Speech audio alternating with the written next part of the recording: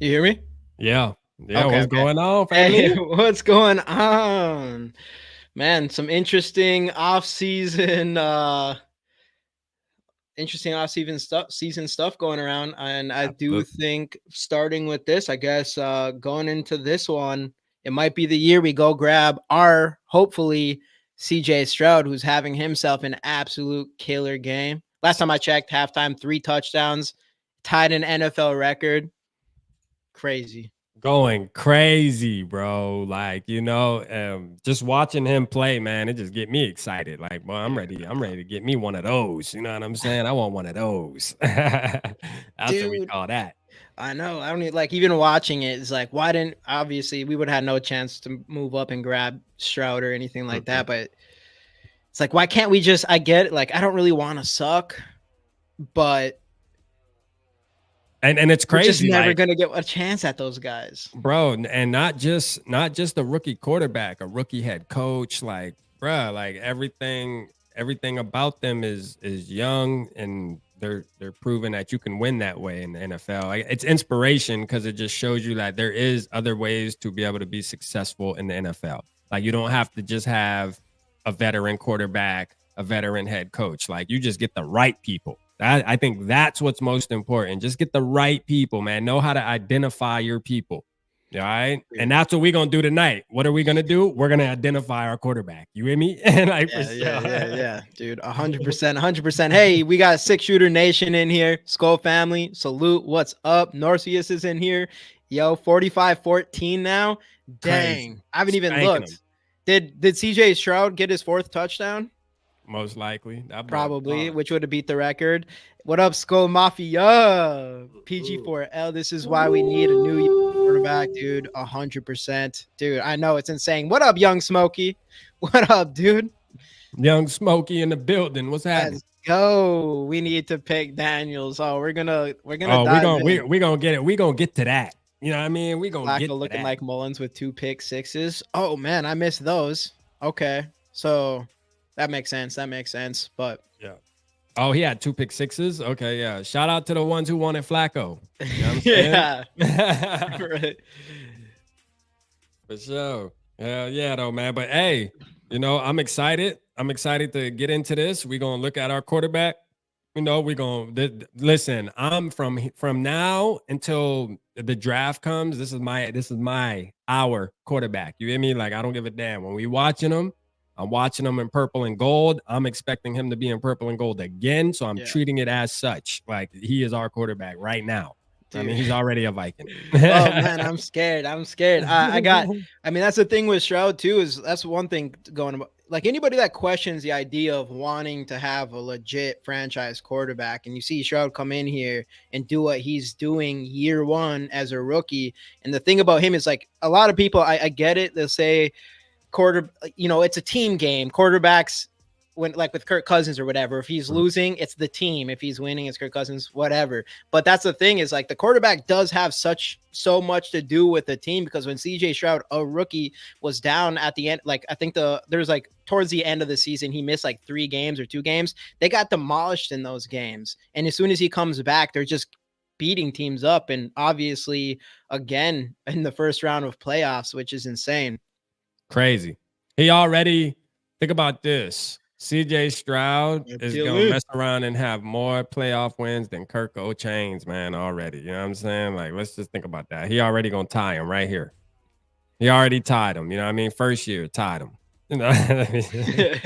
Dude, for real. 1 year. Yeah, I know. Wait till he's gonna lose. On the Texans, bro. I know. And then he's gonna probably if he loses next week, then they're gonna hold that like, oh, like Lamar Jackson type of situation where he's like, yeah, but he's never made it past like the second round or whatever, which is still like he's in playoffs every year. And I mean, I don't know. I think the Texans are going to be they're going to probably be in the playoffs often, especially in their division too. Like, I think they're strong arming now. You know what I'm saying? You know what I'm saying? Dude, I think they're strong arming. 100%. What up, Shout Anthony out Webb? Anthony. What's going on, man? Shout out Dylan in the building. I see you, Norris, in the building, man. Shout out to you guys, man. Let's get a Rick Flynn in. Give me 2 claps and a Rick Flynn. Oh, let's go. Let's go, man. My skull, bro. So, I mean, obviously, talking about quarterbacks, I do think where are you right now? Because we haven't really talked with me and you about Kirk Cousins like directly. Like, where are you at Oh. with that whole situation and going into this off season? Is there any chance like a team friendly deal you'll take? Is there a number you're thinking if it's possible? Like, where are you at with that whole situation? Yeah, like I'm all the way done, man. Like there ain't no discount in the world I would take, to be honest with you. Like if I could have it my way. Now, if I think Right. about it as like on a business standpoint, like I could see Kwesi them trying to hold on to whatever it is they're trying to hold on to say, let's bring them back because we feel like we can. This is my thing.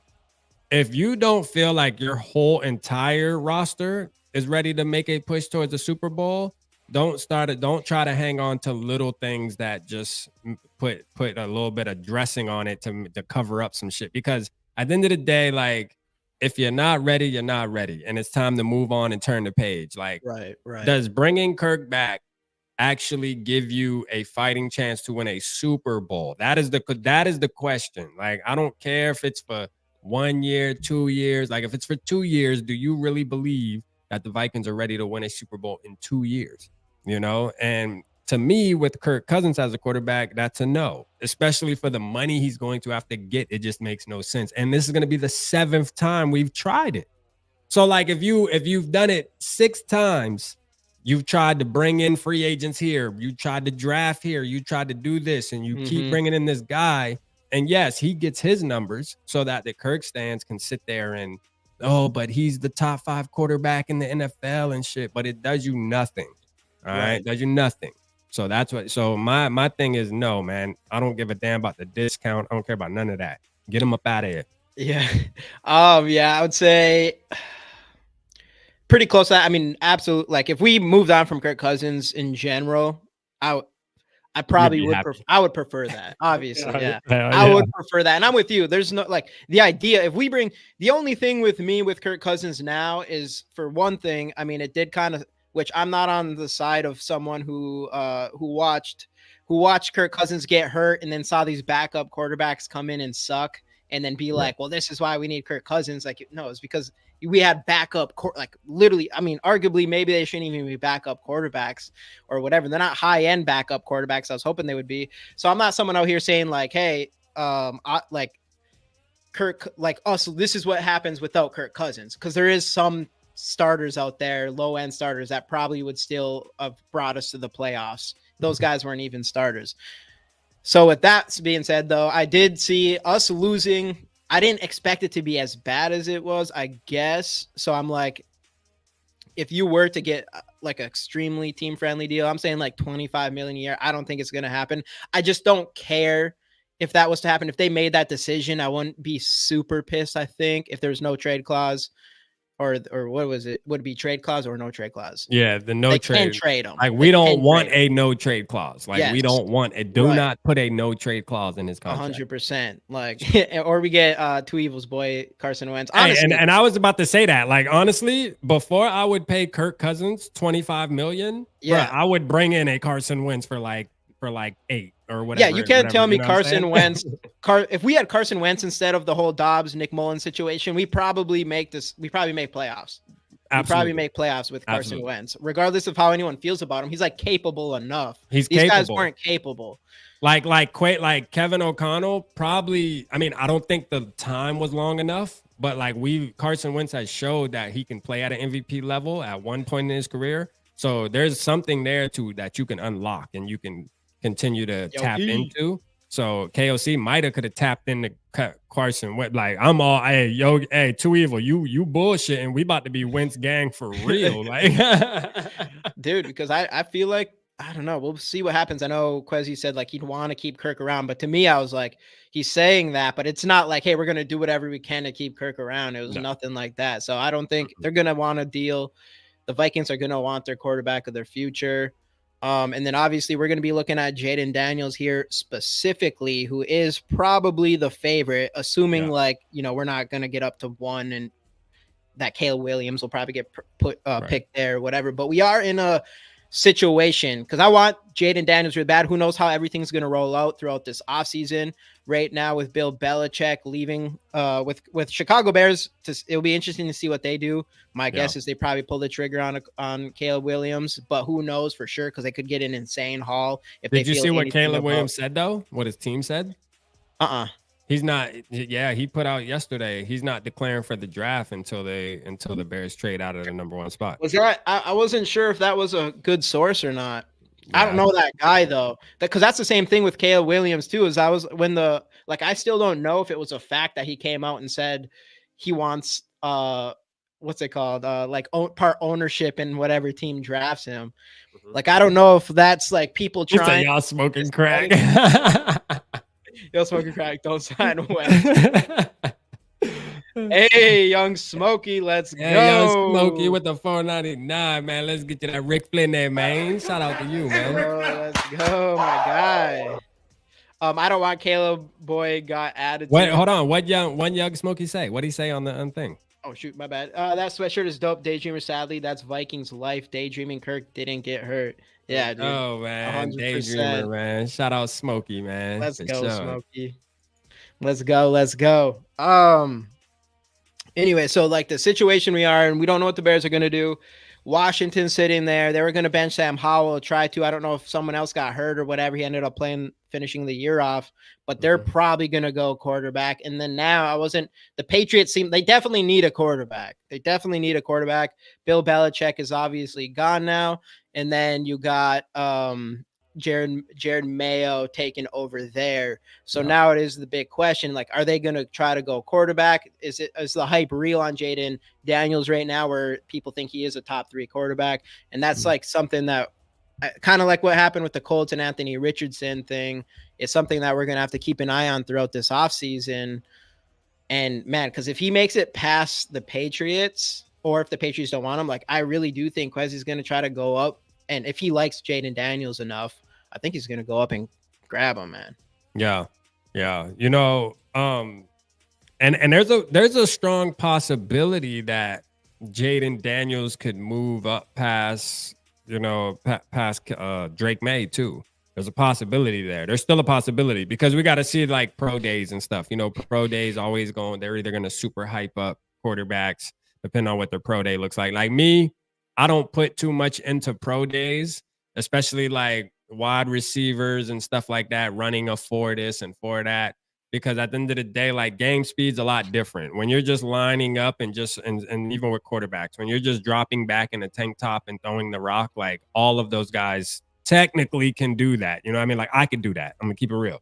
So like, you know, it's different than actual playing the game of football. But I mean, I guess it's part of the sport. So, and these scouts go out there and, he was putting some touch on the rock. He should move up a little bit. So there's a possibility Jayden Daniels might move up and be considered the second best quarterback. I automatically think Caleb Williams is going to be number 1. I don't think there's any challenge there.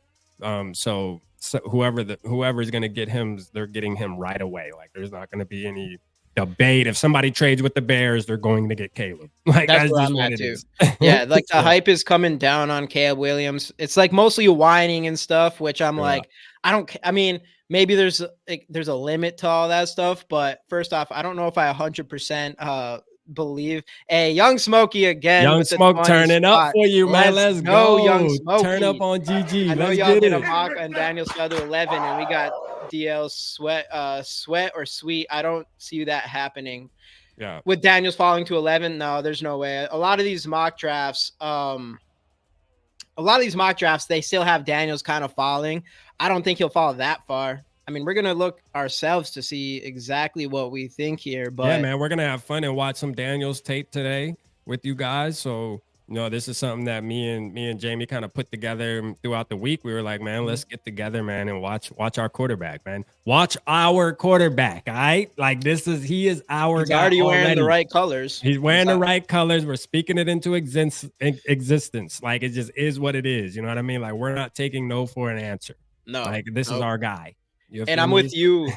I'm with you how you said, like, hey, just go trade up before the draft. Trade up before the draft. Yeah, I don't even just trade for the third pick, honestly. And then if any of those three quarterbacks are there, just You take take them. because if you trade up to the third pick, you know you in good hands like Allstate. You hear me? Like it doesn't Yeah, matter. And let me what's the worst that can happen? Oh, Drake May fell into our lap. Oh man. You know what I'm saying? Like fuck it. right, Like I'm right. not a huge fan of Drake May, but still at the end of the day, like, I mean, if he falls into our lap, well, so what? You know what I mean? Let's Dude, rock. it's a Let's lot rock. better than us not getting any of those three. And then we're like, well, now what do we do at 11? Yeah. Or, yeah, I don't know. That part's Like going you to be move to confusing.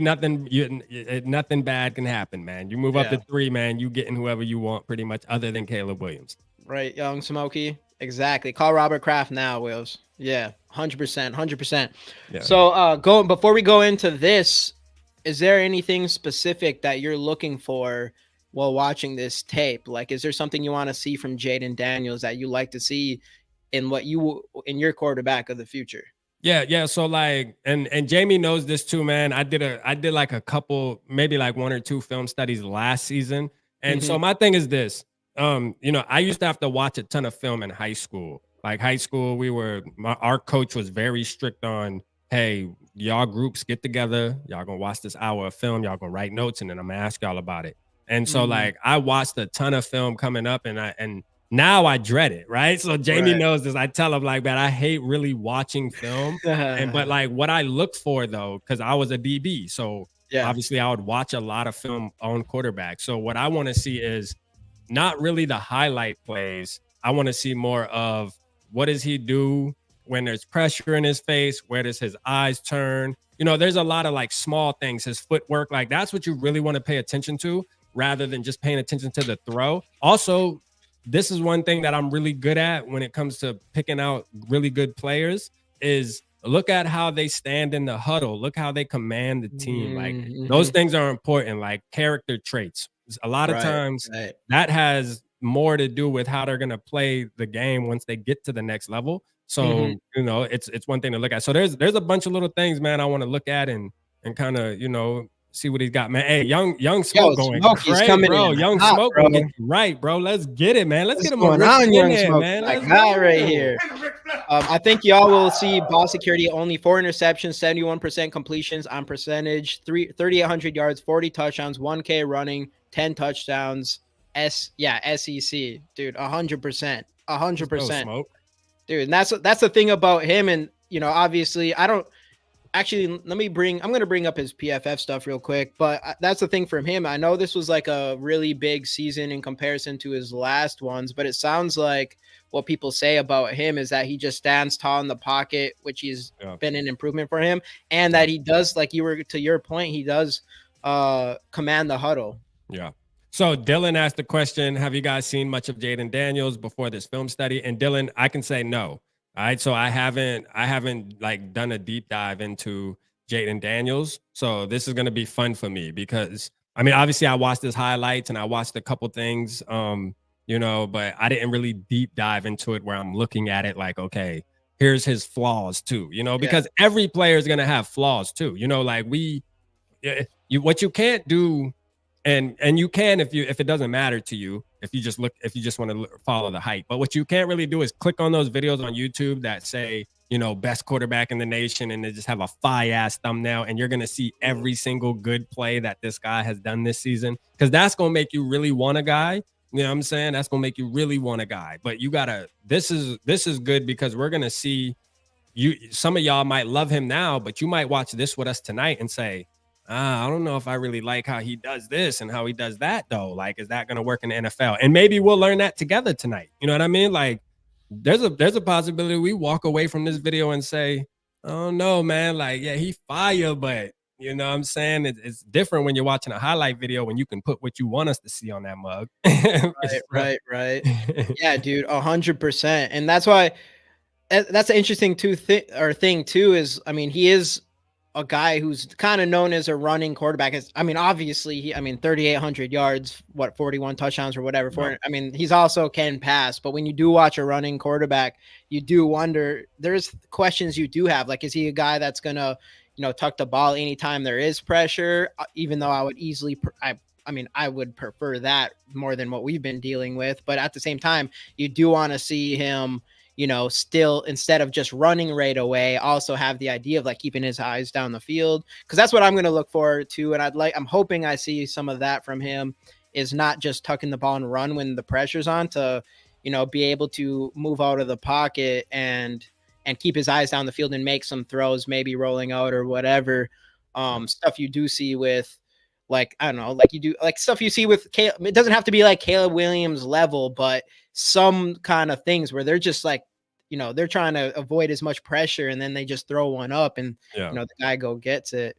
So that, and then his touch on the deep ball is something else, just because there's something about running quarterbacks. And with Dylan's post here, I've watched highlights as well. I've seen parts of games, but I have not like sat down and really watched them.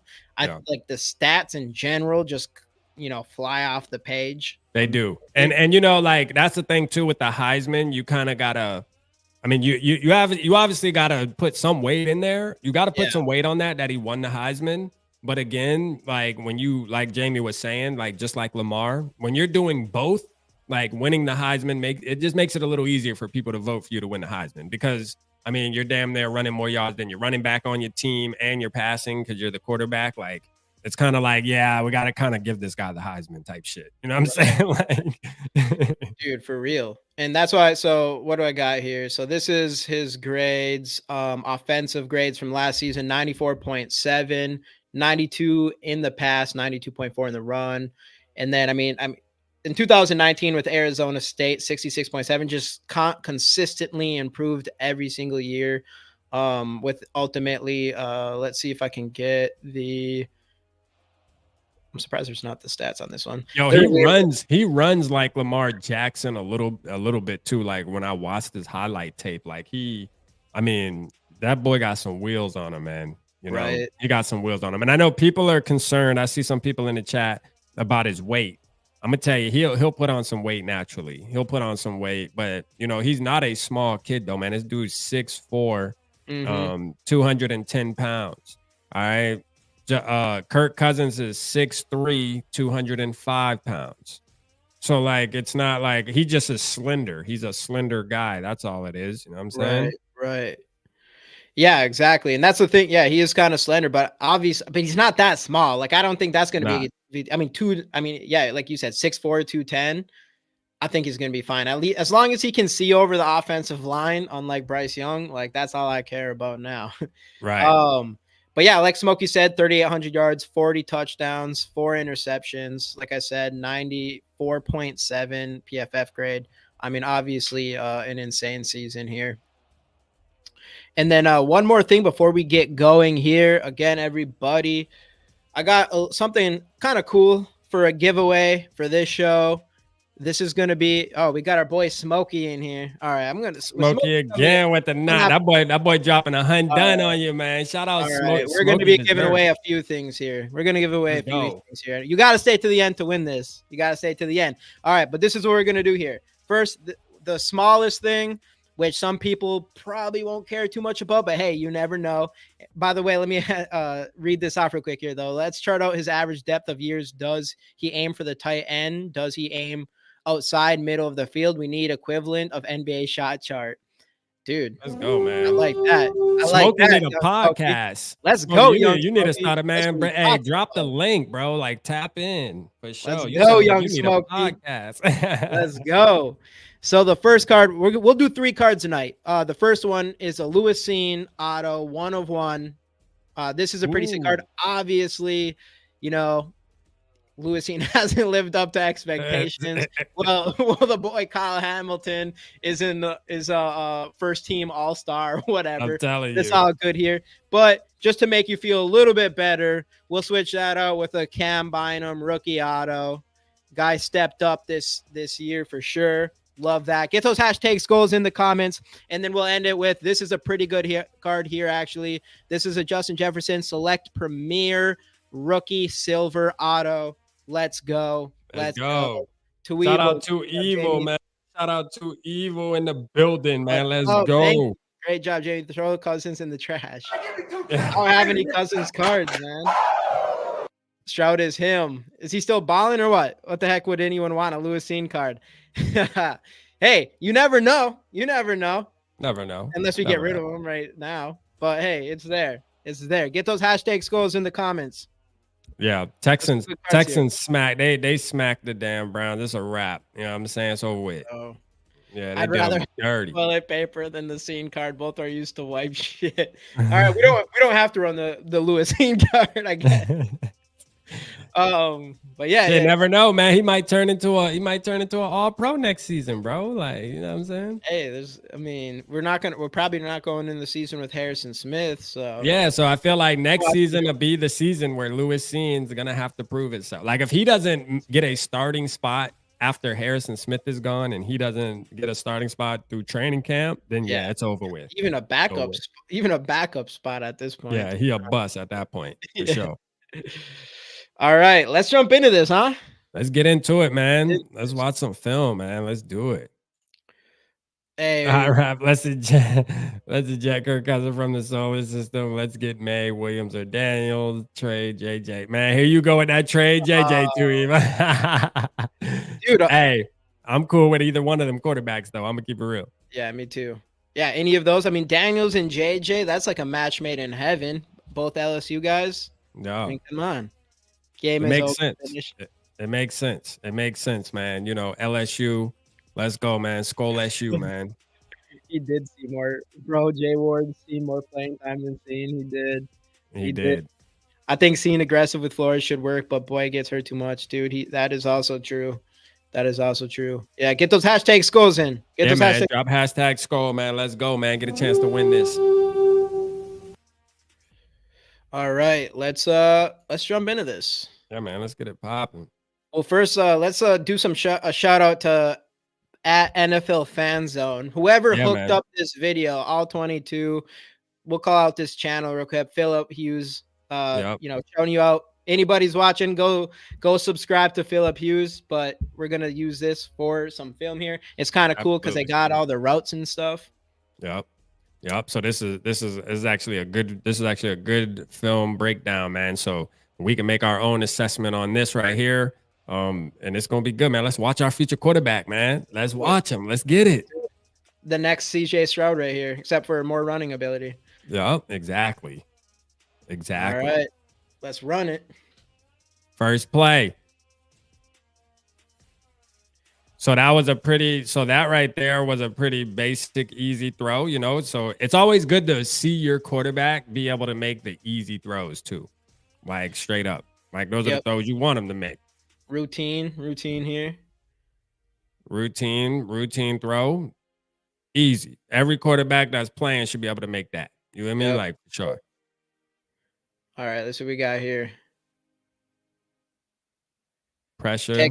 So yeah, by the way, this video has it says top passes, runs, touchdowns, interceptions, and sacks. Unfortunately, we don't got the incompletions on here, which is probably important, but you can only get so much just by searching around on YouTube. But so we'll see. But obviously, took the sack there.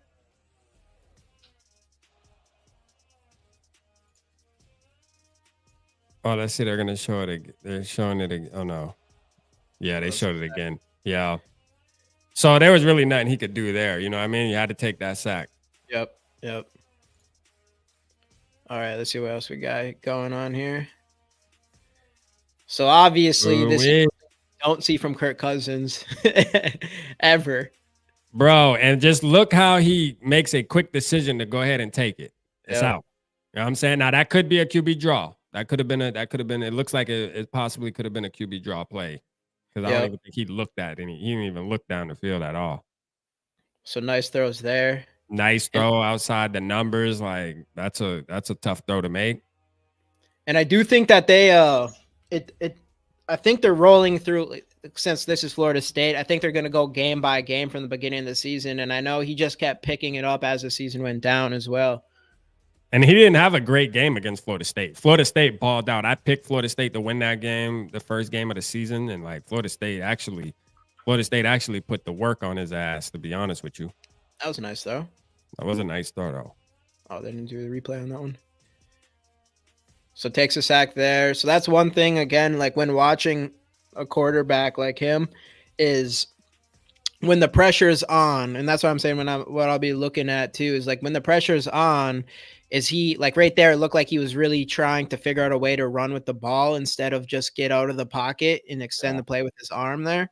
That's something that I would like to see from him. I don't think you need it as long as you're good in the pocket. I think that's important, but I do think, I mean, I would like the ability to, because that's something I see with Anthony Richardson. What I liked about him is even though he has all the athleticism in the entire world, there was times where like there's a wide open spot for him to run and he still just decided to pass it anyways. Yeah. Because he wants to be a good quarterback. See what else we got here. So just the replay on that. Yeah, let's see. Yeah, replay on that. I think that was actually a QB run. So he actually didn't take the sack. They just read that. They read that very well. Absolutely right. I mean, dude, oh man, that element to our team. What a young Smokey again. Looked like the defense knew it was in our RPO. Yeah, exactly. Yep. Exactly. Again, that was, RPO. There's the QB draw. Hey, QB draw though. Look like when he gets into space though, man, it's dangerous. It's dangerous, bro. Like, and I don't care what anybody says. Like, regardless of how Dobbs played, there's no question in my mind that Dobbs, his running ability, we did see a different element to what this offense could be if you did have that. He just needs to be able to pass too. And Dobbs don't run like that. No, not like don't run nothing close like that. No, like Jayden Daniels is blessed as a football player, just as an athlete. Do we think KOC can maximize Daniels? That's my biggest concern. I think that's what he wants. That's what he wants. To answer that, pause the video real quick. Let's pause it real quick. I think like, because I said this in a couple of the shows, was if we look at the pattern, right? So we had news. What's going on, Purple Papa? Appreciate you tapping in, brother. What happened, if you look at the pattern, right? So there's a pattern of you saw the news come out that we wanted Anthony Richardson. All right. Mm-hmm. Now, whether that you can put as much weight as you want on that from Brett or whatever, but it seemed pretty true to me, So I look at that. And then I also look at when our quarterback went down, we went and got a Josh Dobbs. So to me, it lets me know what type of trend we're seeing here is Kevin O'Connell wants a guy like Jayden Daniels. Like, he wants a guy that can run and just has that athletic ability. That's what he wants, because he wants to incorporate that extra element into his offense. I think having a Kirk Cousins, he knows that he can make every throw. But if he was to get a guy like Jayden Daniels, or if we would have been able to get Anthony Richardson, he would have, he would have molded the offense around it. Kind of like what they had to do in Baltimore with Lamar Jackson. You know what I mean? Like, you got to adjust. And I think Kevin O'Connell wants to do that. This is the guy he envisions as far as running his football team. So, I mean, to me, man, hell yeah, to answer your question. Dude, yeah. Young Smokey, I think that Daniels has a creativity that Kirk lacks. Dude, Kirk doesn't even have he doesn't have a creative bone in his body. That bitch ain't creative at all. Yeah. You know what I'm saying? He has two options, like throw or sack. It's either throw or sack. He's a good quarterback. He's a very good at throwing the ball, but I just like to take the next step for Kirk Cousins. He would have to have some sort of ability because otherwise you need to have a really good offensive line. And I know this is something that people worry about with Penix as well, which is a scary thing with him. But to the whole KOC thing that's the thing with KOC is obviously we saw what happened with Dobbs. When Dobbs first came in, everything looked really good. I don't think KOC was trying to change anything for him, for his play style. But then as the next couple games came on, it was kind of like he was trying to fit him into like Kirk Cousins type of like a pocket passing type of thing. And I think that's the reason why Dobbs started to fail. Mm-hmm. Though obviously it's tough for Kevin O'Connell to complete. I don't know why they went off after Dobbs if that's the case, but to completely switch the way he runs this offense. But the biggest thing for me is no matter what, like Kevin O'Connell, regardless of what anybody thinks, I still think he could be a really good head coach. But going into next year, I do think it is fair. Like if he goes into next year and it just is awful again or something like that, he could be on the hot seat. And if he is at the end of the day, if he is the head coach, I hope he is. he's going to figure it out. Like I'm not worried about can Daniels fit in his system. I'm definitely want to make sure KOC can make sure KOC as a good head coach fits Jayden Daniels in his system. Like that's KOC's job. And if he can't do it, then that's on KOC, I feel like. I agree. What's up? What's up? Norris, what's going on, my guy? Kirk pocket awareness is bad as Madison. That's a fact, Mateo. That's a fact.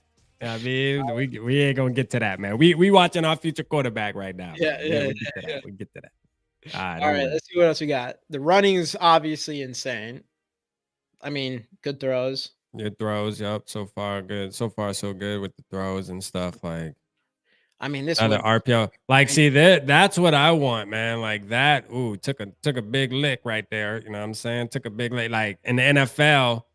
One thing he gonna have to do is learn how to. Hey, boy, you better get down. You know what I'm saying? You ain't want to take contact, but it'll be interesting to see if that like improves as we watch this. Yeah. Young Smokey, my guy, dude, my guy. Let me get here. Let me get some. I have to change up all this. Great cash, homie. There we go. Great cash, homie. Let's go. Let's go. Yes. Yes. Let's go. Thank you. Appreciate you, Smokey. Absolutely. Turn this down. All right. Let's get back into this. All right. Let's see here.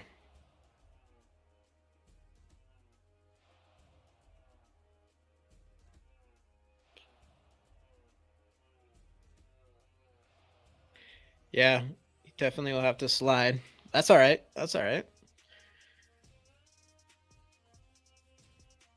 Again, just another good throw. He has really good timing on his routes too. Like if he trusts his wide receiver so far, I mean, in the beginning of this film, like, you know, having trust in his wide receiver, he gonna put the ball where it need to be. So far, he's looking comfortable. We haven't seen him too much throwing with too much pressure in his face. I mean, his footwork looks pretty nice. His footwork nice because he's just athletic, bro. Like he just naturally has the footwork because he's athletic. Like he just, you know. So this right here, he was going to run here. Oh, that little bird, like it's eagle thing going on here.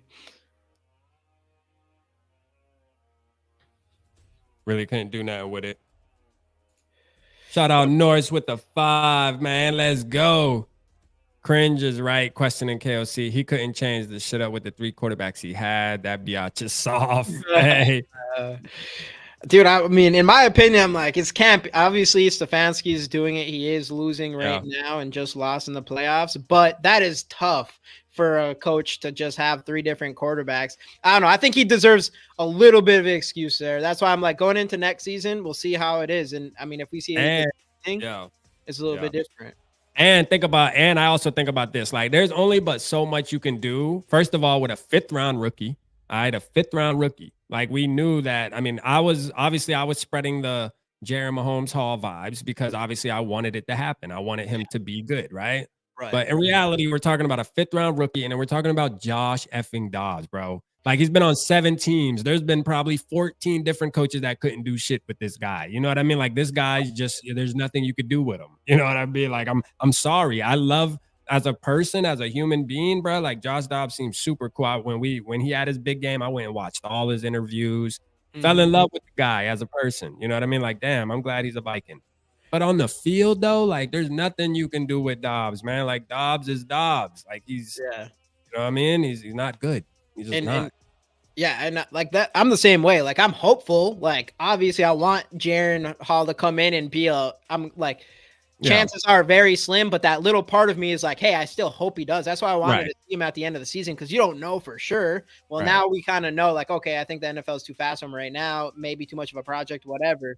And same with Dobbs. He balled out in that one game. It was like, could he be the next Kurt Warner? Probably not. That's like almost impossible. Barely any free agents, journeyman has ever did that. But there was part of me like, hey, I'm on board with this pass or not thing and see what happens. Me too. Chances are slim, but hey, and then it, came. Well, it was crazy because when we first got him, you can play the video if you want though, but like when we first got him, I did a live and was talking shit about Dobbs, and people were like, "Oh, you're being too hard on Dobbs. Man, he's doing good. You know, he's gonna be straight. He's decent." And I started feeling bad. Like, damn, am I being too hard on him? So then I started jumping on board with everybody. Okay, Pastor, not, let's get it. You know what I mean? And then all of a sudden, I said, "Man, I should have stuck with my guns, man. I knew this bitch wasn't that." It's hard. I mean, as a fan, that's the thing is like, as a fan, it's like you still hope. Like I hold hope. I just hold hope that like we want our future quarterback so bad. Like if we get Jayden Daniels, obviously everybody's gonna want. There's gonna be the people who like I want him to succeed so bad. There's people that are gonna hold on to it forever, and then there's gonna be people after week one. They're like, all right, he ain't the guy. You know, but I want some hope. If we draft Jayden Daniels, man, the first interception, first strip fumble from Kirk Cousins, man. Hey, listen, the whole nation gonna be calling to put his ass in. I know, and that's another reason why, man. Moving on from Kirk in general, probably good for the fan base. And the truth is, Kirk ain't never felt no pressure like he'll feel with a Jayden Daniels playing behind him. Yeah, like straight up. Kirk ain't never felt no shit like that. I'm gonna tell you right now, like not in Minnesota, he hasn't. So like him knowing that a Jayden Daniels is sitting behind him, bruh, at practice, balling out probably, bruh. He's gonna be, I don't know, it might crumble him. It might crumble him, man. But we'll see. We'll see. So this was an interception. Oh, he threw an interception? Hold on. All right. Yeah, let's see. Yeah.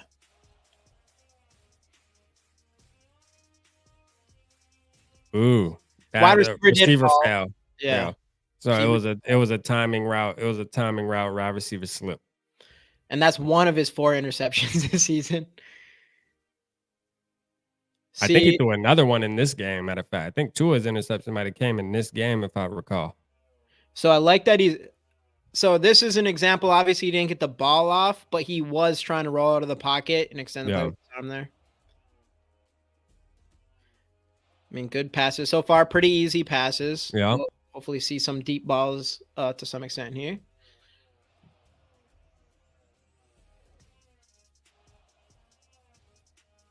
Yeah, like those are throws that every quarterback should be able to make. You know what I'm saying? Every quarterback should be able to make that. Throw. That is a throw right there, man. You know what I'm saying? Love that. Love that throw. Let's see what it looks like. Oh yeah, that's nice. It was a nice throw. So zone window.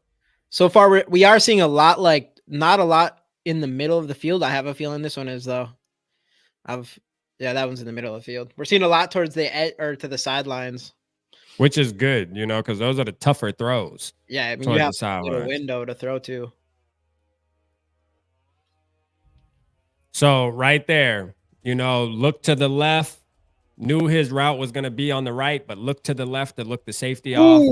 Timing. Look at that. Ooh. Money. That was with pressure. That was with pressure in his face. Yeah, look at that. I like that. Dropped it. Didn't I? All in the pocket. Didn't try to tuck it. Your boy, the wide receiver or the tight end back there knew it was a tutty before the ball. While the ball was in the air, he knew it was a touchdown. That was nice. I like Curry. That. Ooh, I like that. Look at that. Get him out of there. I'm telling you, that boy run different. I do like it, man. It would be so crazy to have a quarterback like that. A highlight.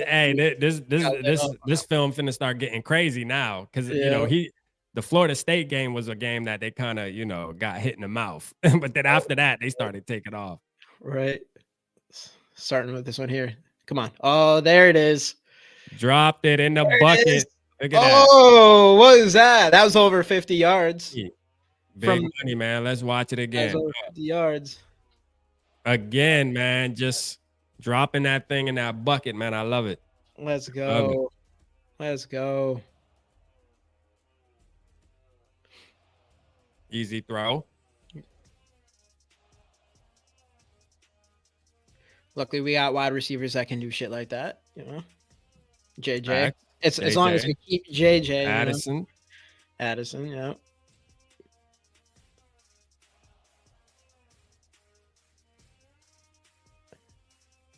So I'm interested in what he was trying to do there. Was he going to run it, or was he going to? That wasn't that good. Like he went into the pressure. That's something that we see, and it's like, man, I don't really like when you run into the pressure like that.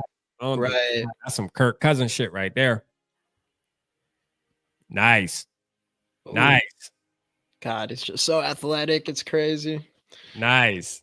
His combine is going to be. I wonder if he even runs a 40. He probably shouldn't. Yeah. Nice. I like that, though. That was a good one. That's a good one. Oh, that's you, baby. Strike. Nice throw. That was a strike right there. You know, because people, when you got a quarterback that can run as good as Jayden Daniels, people underestimate how good they can actually throw the football. They did that to Lamar Jackson. And then Lamar Jackson now setting records with pass completions and completion percentages and shit. Like, can't sleep, man. Just because a dude can run, don't just automatically believe they can't throw the ball, man. Was that a touchdown? Man. Yeah, I think so. It's just a little dump off. Damn, that was a late hit. They threw that flag. Oh, love it. Love it. Went through all his progressions right there. You know what I'm saying? Like, hey, when he got time, went through his progressions like he should. Look, there. Yep. See him? Yep. Good point. Okay. See this one here. Touch pass. Ooh, nice fade route. Put a touch on it, man. You know what I'm saying? I like that.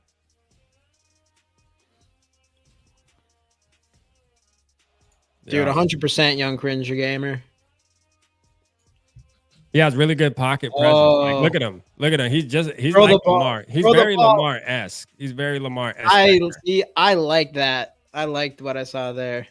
Yeah. Because he just kept his eyes down the field and he was avoiding. He didn't try to just take off and run right away, even though he knows he can. Look at keeping his eyes down the field. Back there, finds a guy open. There you go. Those plays like that, those are difference made. Those are game-changing plays right there. You know, plays like that on a third down, like that's game-changing. Got down, right? No, he kind of ran. He got physical, I think. Did I see it right? Slid on his knees. Yeah. Throw on the run there. Throw on the run. Nice one.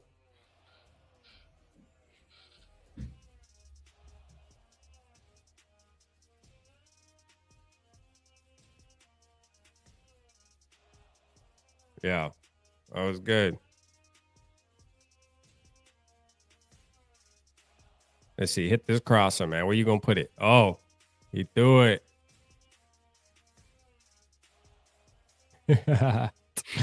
I'm telling you, man. I want this bug so bad. I ain't gonna lie. That was nice. That was really nice. Throw. Just like throws like that, just give you those are the type of throws where you just say, man, listen, my guy is better than yours. Right here too. You know what I'm saying, like, that was just money right there. Dude. But like that last throw though was like, hey, listen, my guy's better than yours. And we need a quarterback that just believes that all the time. Because when you got a guy like Justin Jefferson, this ain't for Too Evil and T-Bass and Bob. I mean, this ain't for y'all. But I'm saying when you got a wide receiver like Justin Jefferson, you want a quarterback who believes his guy is better than yours. Or Yogi too. I forgot. Yogi wants to get rid of JJ too. I know. I can't do the whole complete rebuild thing. I just think it takes way too much time to get talent, and who's to say you get it right? Who's to say you get it right? Chances are you're not. Our chances of getting the quarterback of the future is already slim enough. So to finally get him and not have any pieces around him, especially like JJ and Christian Darrisaw. I mean, we waited. I mean, it was like 10 years to find a left tackle. And now you want to get rid of one? No, I think you put him in the best situation to succeed if you have that option, which we do. Yeah, I think you bring in your future quarterback, you throw him to the wolves, in my opinion. When you got a player that's talented like this guy right here that we're watching, man, you put him in there just like CJ Stroud and Bryce Young, man. You throw his ass out there. You know what I'm saying? Penix sacked 8 times. Daniel sacked 22 times this year. Yeah. Yeah. Penix has a way better offensive line. Yep. That's actually a really good point. Way better offense, and he plays in a softer conference. Boy, Yep. soft. Yep.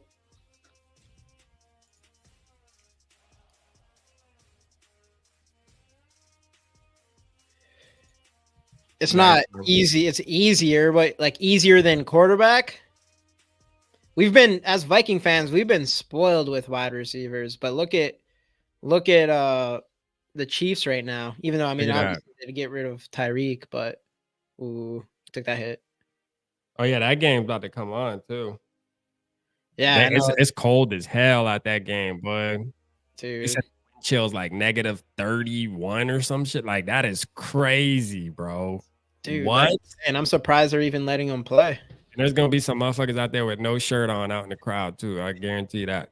Bud Grant. Look at that. Love that play, man. Love that RPO type option, man. Like that shit there. I can't wait to be able to do stuff like that. I can't wait to be able to do stuff like this, man. You know what I mean? With an actual good running back there too. Because if you got a good running back like that right there, that type of play right there, man, you got to respect that running back. What do you think about the running back? Are you feeling confident enough with Ty Chandler? Or do you think we should grab one late? Oh no, we should grab a running back. We need one. We need a running back bag. Hey, Purple Pop out here advocating for your boy Penix, boy. The only thing advocating for Penix. Penix has that 2 ACL tears already. And that knee brace. Hey, look, you already seen him limping off the national championship game. He think Michigan put something on his ass. Wait till you get in the NFL. You know what I mean? He gonna really be holding them ribs, man. Listen, I think Penix soft. That's the only thing. Bad throw. Yep. That was a bad read. Just really stared his receiver down. He deserved to get that interception. You know what I'm saying? Look at that. The Chiefs game that was bad. Pay me to be hyperthermia. No, I went to that. I was one of the people that went to the Seattle Vikings playoff game when it was like the third coldest game in history. And I don't think it was -30 below wind chill, but yeah, that was tough.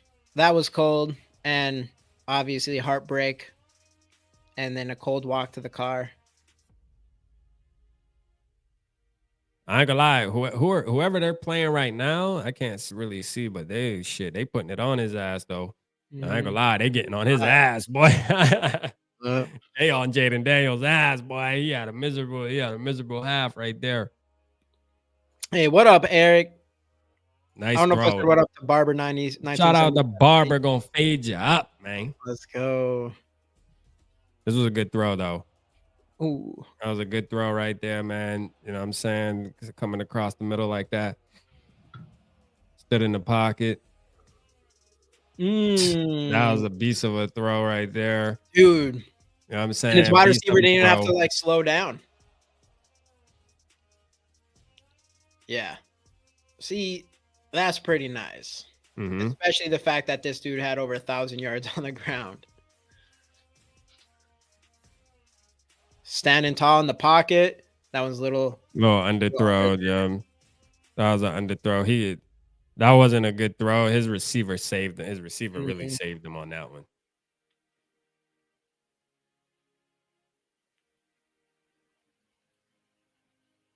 Yeah, it did. His receiver really saved him on that one, boy. Good play by the receiver for sure. Good play, 11. But hey, we'll take it. Right? We'll take the 7. Fuck out of here. Good throw. Yep. Good throw. I think that was off the back foot with the rush coming, right? Let me see, because they were coming pretty fast. He felt that pressure a little bit. Still got it off.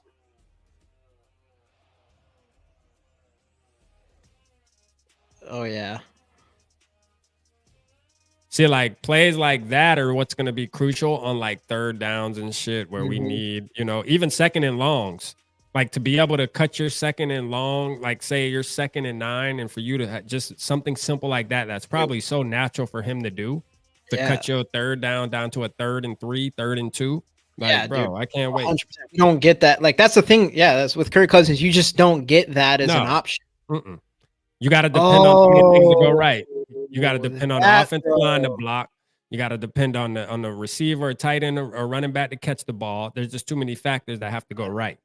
dude, his throws are on point with these like corner routes. His deep throws have been good. Nice throw outside the numbers. Like that was probably one of the harder Yeah, throws in the NFL right there.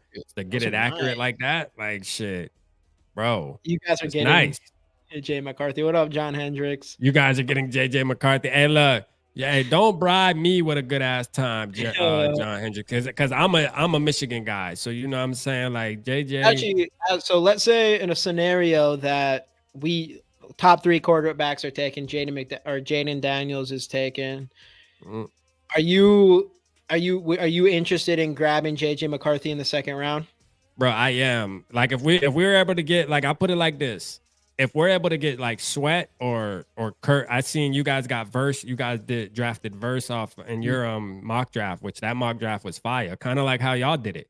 I would do exactly what you and Casey's mock draft did. If y'all haven't checked that video out, go make sure I check that video out on Gigi's, man. Like, listen, that mock draft was amazing. Like I liked it. Like everything. I watched that video this morning, and I'm gonna tell you, man, like I would be okay walking away from the draft with that type of move right there, because I'm a firm believer in JJ mentally is the best quarterback in this draft. Mentally, like as far as like just dogging him, like just determined. You know, people laugh at him because he meditates and all that, bro. No, he tapped in, bro. Like he's really tapped in with this life shit. I'm telling you, like for real, it ain't no weird shit. Like he's a winner, man. Like he, you know, when I seen the interview of him saying, "Hey, we lost, but don't worry, because I promise you we're gonna be back next year." And what'd he do? He kept his word, man. A man of his word. He kept his word. 27 or 28. He went back this year and won the shit, just like he promised us last year. See, he promised us Michigan fans that. You feel me? So for the people that aren't Michigan fans, you wouldn't understand. I get it. But as Michigan fans, for your quarterback to promise you, like imagine Kirk Cousins getting up on the podium after losing against the Giants and said, you know, hey, it is what we lost, but guess what, y'all? I promise y'all, we're gonna be back. We're gonna be back. Like, wouldn't you want a motherfucker like that running your team? That's the mentality you have, and that's like I know Brady. He had a podcast with Patrick Bet-David. I think. I mean, Tom Brady has not done a lot of podcasts or whatever, but listening to him is like you just understand like, oh, that's why Tom Brady's Tom Brady. It's that mentality, and that's the same with JJ McCarthy. That's why, like, if you get JJ McCarthy in the second round, he might not have the biggest arm in the world and things like that, but like that will to win actually matters. And the greatest quarterback of all time, that is his best attribute, is his will to win. But bro, let's take it even further though, real quick, Jamie. Let's take it further, because it's not just Tom Brady. This is only in a couple of people that are really good. Like we can take it to basketball, like Shaq and Jordan. Those are the type of people that in their press conferences, they would say shit like that. Like, hey, don't trip, fan base. Don't trip. All right, we going back next year. Believe that, bro. We getting our get back. You know, like Lamar Jackson said it when he got drafted. I know y'all heard me say this already. When he got drafted, he felt some type of way that he fell all the way to 32. What did he say? Oh, don't worry. I promise you I'm going to bring the Super Bowl to Baltimore. Now, there's a possibility this might be his year right here, bro. Like, if he holds up that promise, like, it just shows you, man, only a motherfucker with a big nut sack gonna talk like that and hold their word, man, and actually perform, too. You know what I'm saying? Actually perform, too. So, hey, man, everybody don't got that cure. Everybody doesn't have that heart of a lion to say stuff like that because they don't want to be, if it doesn't happen, they worry about their image and shit, man. You got to jump out on that ledge. And that's why I like JJ. So I say that to say he will take fucking Kirk's job, bro. Yeah. Like, hey, listen, Kirk don't want a guy like JJ sitting behind him, bro. Right. Because he's coming for that.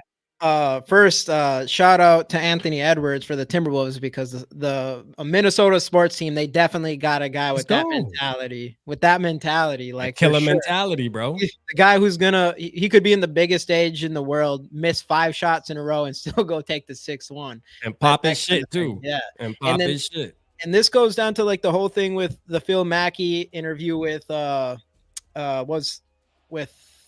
was our offensive tackle's name? You're talking about Rhino, Alex Boone? Yeah, Boone. Yeah. That whole situation, and it is like you don't want a quarterback or even players who are just like, hey, making playoffs is good enough. Like Michael Jordan, like none of their mindsets is like, hey, let's make playoffs. All their mindsets is championship or bust. Facts. And you want that mentality out of probably your whole team. And that is Kevin O'Connell's, like, as a head coach, that's what you want your whole team to feel like. Like, you're going in to win a Super Bowl. You're not here to just make playoffs or barely make playoffs. But yeah, your quarterback as well. And if JJ McCarthy has that and we get him in the second round, as far as if we miss on a guy like Jayden Daniels, it's probably the next best plan, I guess, is to pick someone where you're at that could help your defense, and then see if you can either grab him in the second or move up and go grab that guy. And if you're not giving up too much to grab him, especially if you do end up getting him in the second, if it doesn't work out, you're not, I don't feel like you need to feel so committed to that player. So right. Like, to me, and we could start the tape if you want, but like, to me, it's one of those things where it's like, I really want our team to really be aggressive and go after a quarterback in the top of the draft. Like, that's one of my main pet peeves, is settling for, okay, we can't get one of the best or at least scout it to be the best. So let's just get this guy, in the 5th round or even the 2nd round. I don't give a damn. Like, you know what I mean? It's like, no, I want to be part of that sweepstakes of the top 3 coming into the NFL. Like that's where we need to be. Like, we need to be aggressive. So that's why this year, Jayden Daniels is perfect, because it's like, he's going to be one of the top 3. He is the top 3. So go get the motherfucker, man. Like, yes, I'll be okay with JJ because I'm a Michigan guy. So, like, obviously, we draft JJ in the 2nd round, bro. It's JJ gang, bro. Like, straight up. Like, it's JJ to JJ gang all day. You feel me? But again, part of me will also feel like, damn, you missed out, though. You missed out. Because I felt like that against Anthony Richardson last year. Like, man, Vikings, y'all missed out. But Anthony Richardson went higher than expected, too. People were saying, oh, he's going to drop down because he only has, this many yards and he only played 1 season of the... Man, stop looking so deep into the bullshit, man. You know what I mean? Like, some people just know it. Some people just bless, man. I mean, facts. Play 100%, football. 100%. And I'm with you on that, too. That's the thing, is like, I know, with this draft, I just wish the top 3 teams didn't need quarterbacks. Like, that's the thing, is like, even if it is true that we tried whatever we could to go up, obviously we're in a better position this year because we're 11 instead of 23. But if we did whatever we needed, or everything we tried everything we needed to try to move up to grab Anthony Richardson, and we probably offered them a shit ton, and the Colts still just said no. That's the shitty thing, is they wanted their guy. Like, they knew, good throw with pressure in the face. Right, John Hendricks. Like, they wanted their guy, you know what I mean? And that's what I want the Vikings to do. Like, want your guy and do everything it possibly to get him. I don't give a damn if you got to pay for him. And if they did try to give out a big haul for Anthony Richardson, bravo to them. That makes me feel good. I actually like that, because that shows me that, okay, we're willing to be aggressive if we really want a guy. You know what I'm saying? 100%. Yeah, I'm on board. I mean, we need our guy. I mean, there's always that risk that he isn't going to be the one or whatever, and you might give up a lot for it, but that's a risk you got to take if you want. You got to take it, man. Because we're trying to win a Super Bowl. I don't care about being good that much anymore. Like, it sucks to be bad, but who cares about being good if you can't make it far in the playoffs or ultimately win a Super Bowl? More importantly, obviously, winning a Super Bowl. But it's hard to do that if you don't got a quarterback, like a franchise quarterback, like even what we're seeing out of Stroud right now. And bro, the one thing that I always encourage, our listeners and our watchers to do is write down your top 10 quarterbacks in the NFL right now. Write it down on a piece of paper, and then write down the position they got drafted in, man. And you will see a trend, man. Like, you will see a trend that most of these guys are 1st round talent. Right. Yes. Can you find a guy in the 4th round, the 5th round? Absolutely. But your chances are this big, bro. Like, do you want to, I rather, and in the 1st round, it might only be this big. You feel me? But what's better? You know what I'm saying? Like, which one would you rather do? Like, shit, man. I know that's one of the arguments. I'll pause real quick. That's one of the arguments I never understood, is just people say like, hey, you can look at Tom Brady and Joe Montana and Russell Wilson and all these guys. I'm like, how many guys have been like more often than not, a first rounder works out better than all the second, third, fourth, fifth, sixth, and seventh round Absolutely. combined. So you're Absolutely. telling me, and how many? I mean, all right. I think last year, I think I read it was like 11 quarterbacks were taken in last year's draft, 11 or 12, something like that, and only and what 3 of them were taken in the first round. Anthony Richardson. I mean, Anthony Richardson looks like he's going to be good. He obviously had the injury or whatever. Stroud franchise quarterback. And I mean, it's crazy to even be able to say that about a rookie right now. And then Bryce Young, obviously, we don't know what he is going to be for sure. But not one of those other quarterbacks has done anything really this year. Aiden O'Connell he got a shot. DTR, he got a shot. He didn't really look like he was going. He's probably work in progress, whatever. Will Levis had a couple good games. I could say Will Levis had a couple decent games where it looks like there may be something there, but and he's a second rounder still. Yeah, he was a second rounder. Jalen Hurts, second rounder. I mean, you're still higher up in the. So it's like, what's your chances? Like 1 in 3, like Anthony Richardson and Stroud those are 2 hits out of 3 in the first round. Right. Levis maybe, but in the second through the 7th round, maybe one quarterback hits out of like 10. Right. So your odds are obviously way higher to draft a quarterback in the first round and hope that he turns out compared to, drafting a guy in the 5th round and shit and expecting to have a Tom Brady story. All yeah. right. Like that's like the NBA, like somebody drafting somebody and expecting them to turn into Michael Jordan or LeBron James, bro. It just don't happen, man. You know what I mean? Like it just doesn't. It does, like very small chance. And to Dylan out here, I know he's a Nuggets fan. Like Jokic, I think he was drafted in the 2nd round, and it's a slim chance something like that's going to happen. Most of the best players, the LeBrons, the Kobes, the Anthony Edwards, like they're top 10 picks. It's possible to get a really good player, but anything's possible. I mean, it's possible for you to go to the gas station right now and buy a scratch off and win $10 million on it. You know what I mean? It's possible. Yeah. It really is. It's possible. Believe me, y'all. If you're picking a guy in the 5th round, it's obvious like you're taking a chance on him, but you're not convinced either that he's going to be that guy.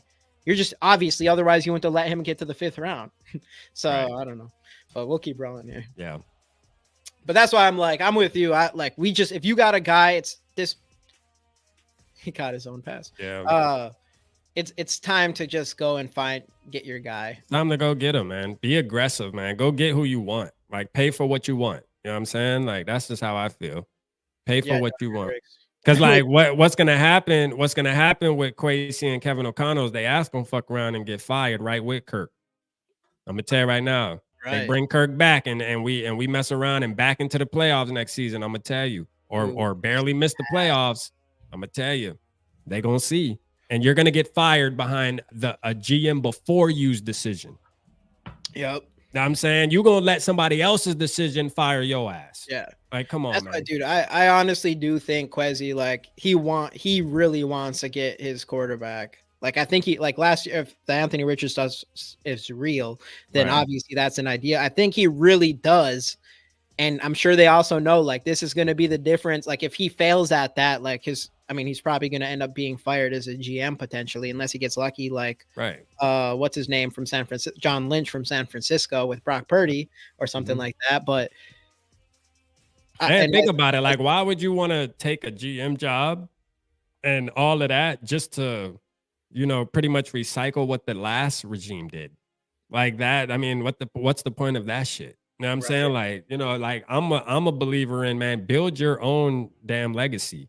You know what I'm saying? Like, it's okay for the first 2 seasons until you get your feet wet. Okay, Kirk Cousins he's a good quarterback to have where you can kind of learn how the NFL season goes as a GM, because obviously it's new to you. So you don't want to just start as an NFL GM and be, having a rookie quarterback playing and everything's going downhill really fast. So, Kirk Cousins kept you above where you can kind of see the landscape and stuff. And now it's year 3, bro. Dude. It's time to make a move. You know what I'm saying? Like, it's time to make a move. You held on to Rick Spielman shit long enough, dog. Let's see what Kwesi can do now. Yeah. You know what I'm saying? And I feel like, and I think I know he's more of an analytical GM.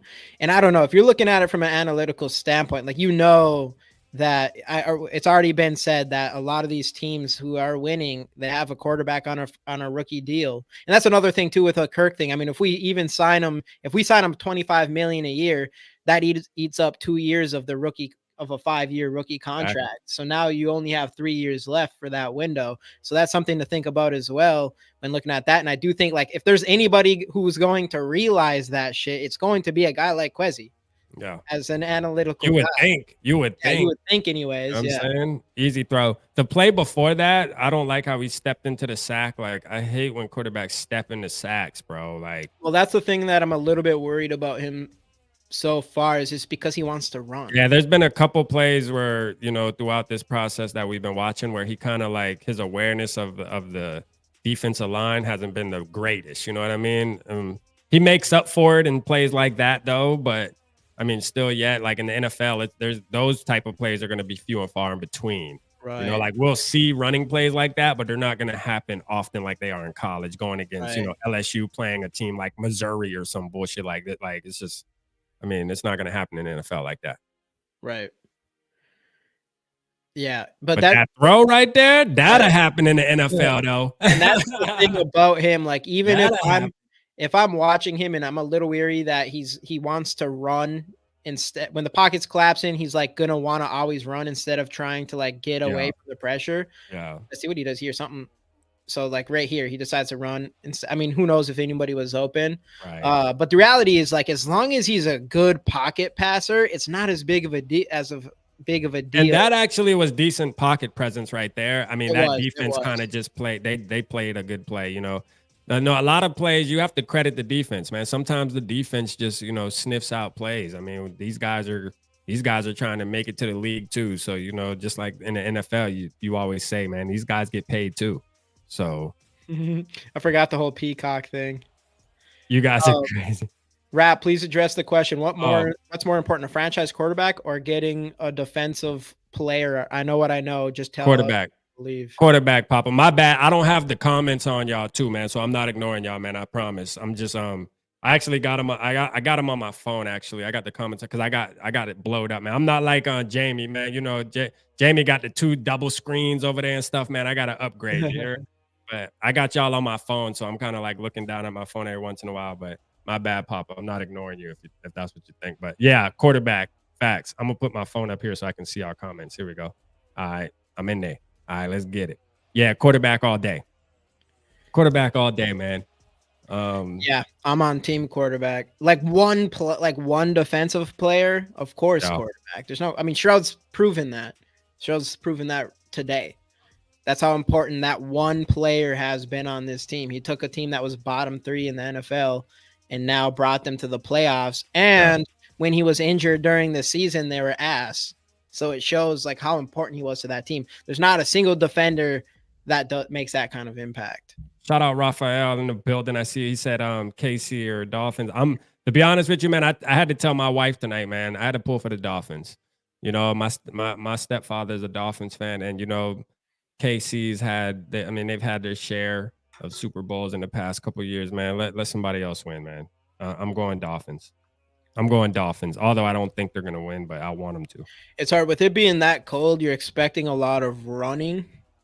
Yeah. At least you think so. So I don't run the rock, too, though. So right. Oh, dude, they do. That Devon a chain or whatever, he's good.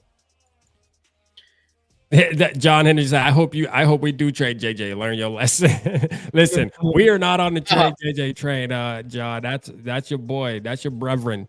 That's your brethren too evil, man, and T-Bass, man. Yeah, fellas, man. Dude, I want how you want to feel. I want him to have Justin Jefferson. Like you absolutely, especially if you're going to get a quarterback like Jayden Daniels, any rookie quarterback to say that, you want to make sure that they have a wide receiver to throw the rock to. Dude. Facts. And if you have like the best wide receiver, yeah, I don't know. You got at least like, if anything, you definitely would. If you drafted Jayden Daniels this year, you for sure have to see how he plays with JJ next year. Like if shit hits the fan, I guess maybe you'd have to think something more, but I don't know. I can't imagine getting rid of him or Christian Darrisaw or any pieces that isn't easy to grab. It's not easy to find a Justin Jefferson. We've just been we've been spoiled as hell as a franchise with wide receivers. Like getting Randy Moss and then Stephon Diggs and Adam Thielen and Justin Jefferson. That's luck. Yeah. Man, look at how he jumped over the defender. Or he jumped over his own player that was down on the ground, man. Awareness. Right. Fire. Dude, it is nice. So I like that. Ooh, I like that. Good throw. I mean, hey, like even when you that to me, even though it's busted coverage, hey, still yet, hey, to be able to recognize it is good. And to move be able out to of recognize it too. Ooh. Oh man. That's it. It's all right. He recovered. It's gonna happen. It's gonna happen. He recovered.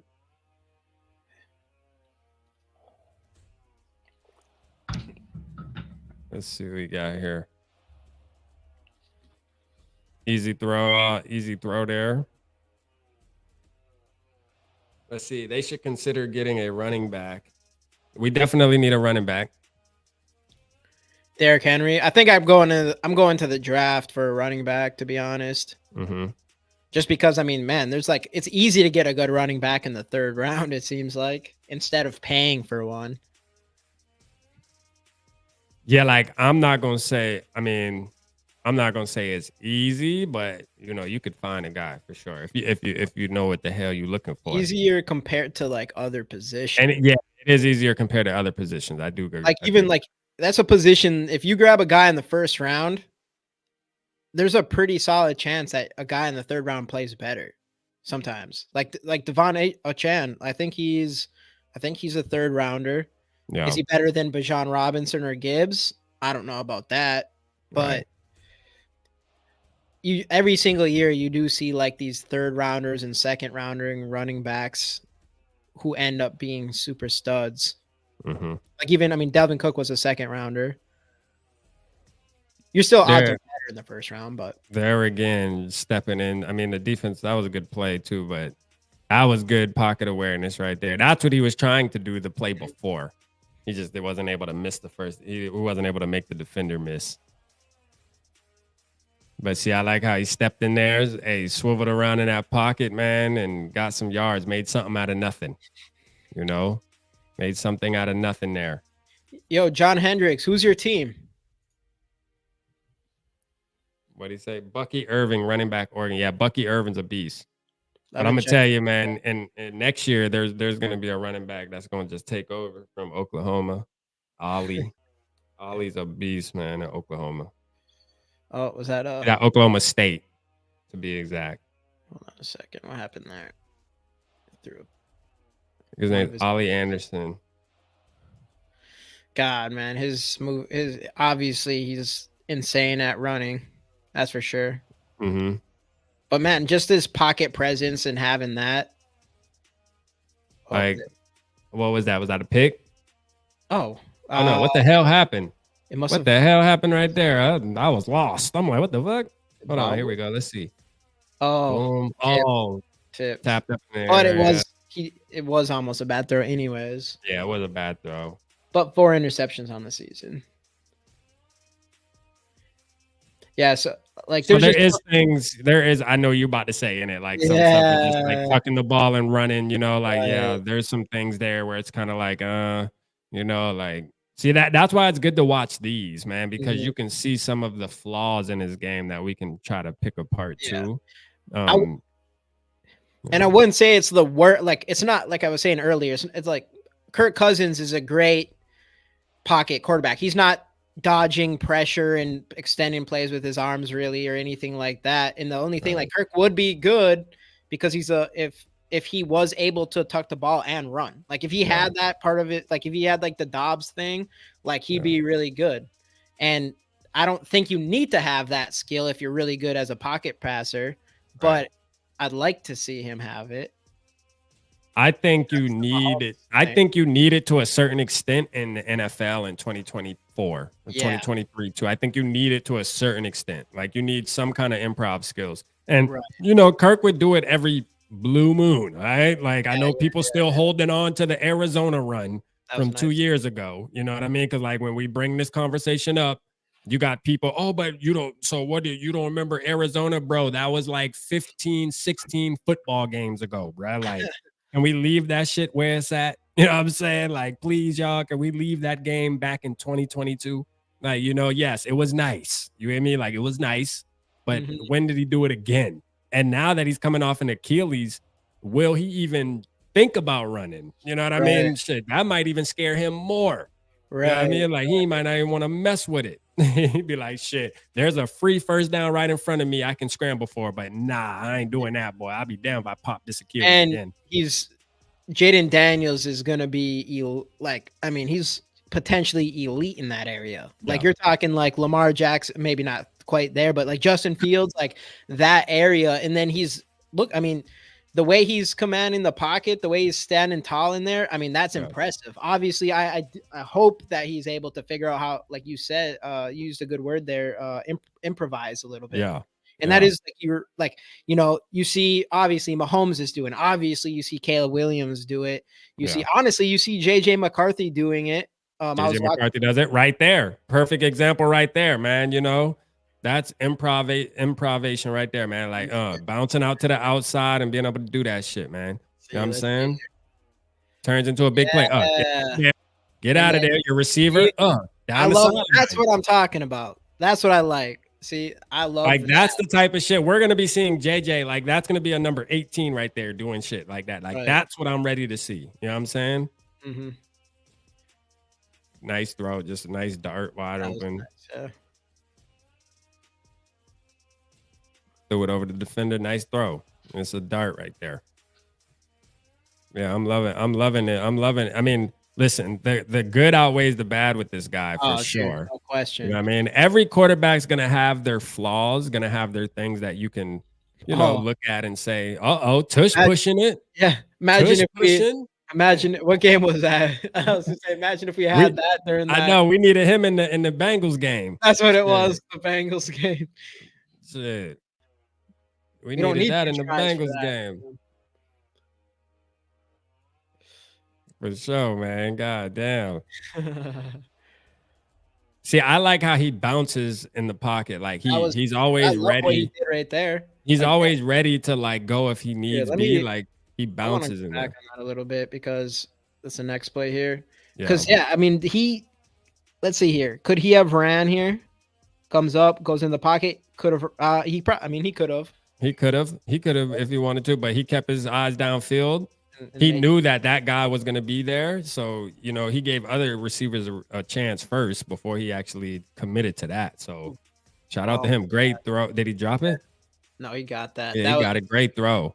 Dude, his long ball has been honestly better than I expected watching this. Yeah. And he has like zip on the ball too, man. He can throw it. He can throw it really good. Look at that. Yeah. Loving it, bro. Oh, yeah.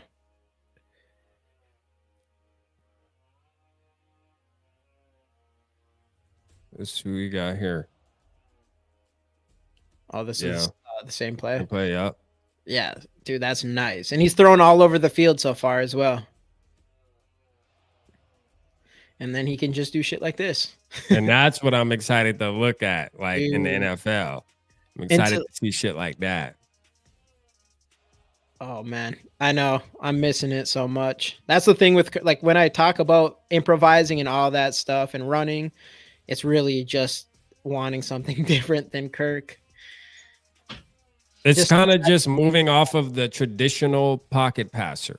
I think that's what my thing is, the traditional pocket passer. I mean, there may be a time where it comes back in style. There may be a time when, hey, that's the thing to do in the NFL. But right now, man, I mean, the window's still open for a guy that can move. You need a guy that can move a little bit, man. You know what I mean? You need a guy that can move a little bit. Just like called rollouts. I'm not talking about that, which is like Kirk is good at that, but not just called rollout plays. Like I'm talking like it's like this, exactly that. I'm gonna tell you why I love that play. I'm gonna tell you why I love that play right there. He went through all his progressions. Like if you look at his eyes, his head was on a swivel. He went through all of that. You know what I mean? Boom. Looking there, boom, went there, not there, went back to the other progression there, and then improvised. After he saw that, he made that play happen because he bounced out of the pocket and gave himself an angle to throw the ball. Dude, that's what we're talking about. Exactly. Like Kirk isn't doing if you call a rollout play, but he isn't doing what he did there. Telling you. That was one of the plays I don't like where he just kind of steps up into the pocket. I mean, sometimes there's just nothing you can do. The defense makes a good play. Right. It's going to happen. Pressure's on. And of course, obviously he's a college quarterback, so. But yeah, man, I mean. Yeah, this guy's a beast though, man. Let's see. Rapping Jamie wants to trade JJ to the Bears. With Caleb Williams. With Caleb Williams? Yeah, we trade JJ to the Bears. He gonna torch us for years and years. I'm gonna be mad at Two Evil them. I'm gonna be like, see what y'all look cost. at that. Come on. See what y'all cost. Rap said that to Evil.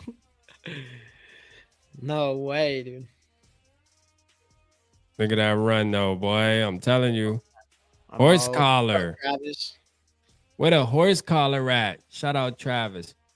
I'm all for trading JJ, but not to the division. Oh, check Travis out. But there's a lot of there's more people than you think, man. Trading JJ. I'm not trading JJ. I ain't trading JJ at all. Hell you mean? Y'all by yourself with that. Dude, that's the thing though. It's like you're worried about money, but if we get that's why don't keep Kirk Cousins then. Don't keep Kirk Cousins. Get a rookie on a rookie contract and then pay JJ. I think that would be better. Man, I wish the motherfuckers would trade JJ, but keep Kirk.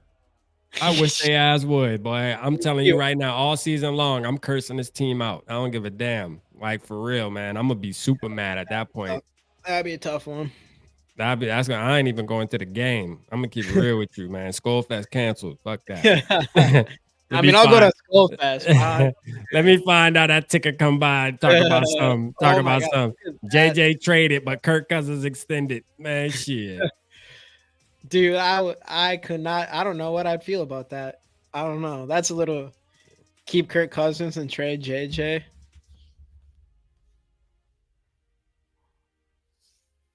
They one team that built around a wide receiver and succeeded.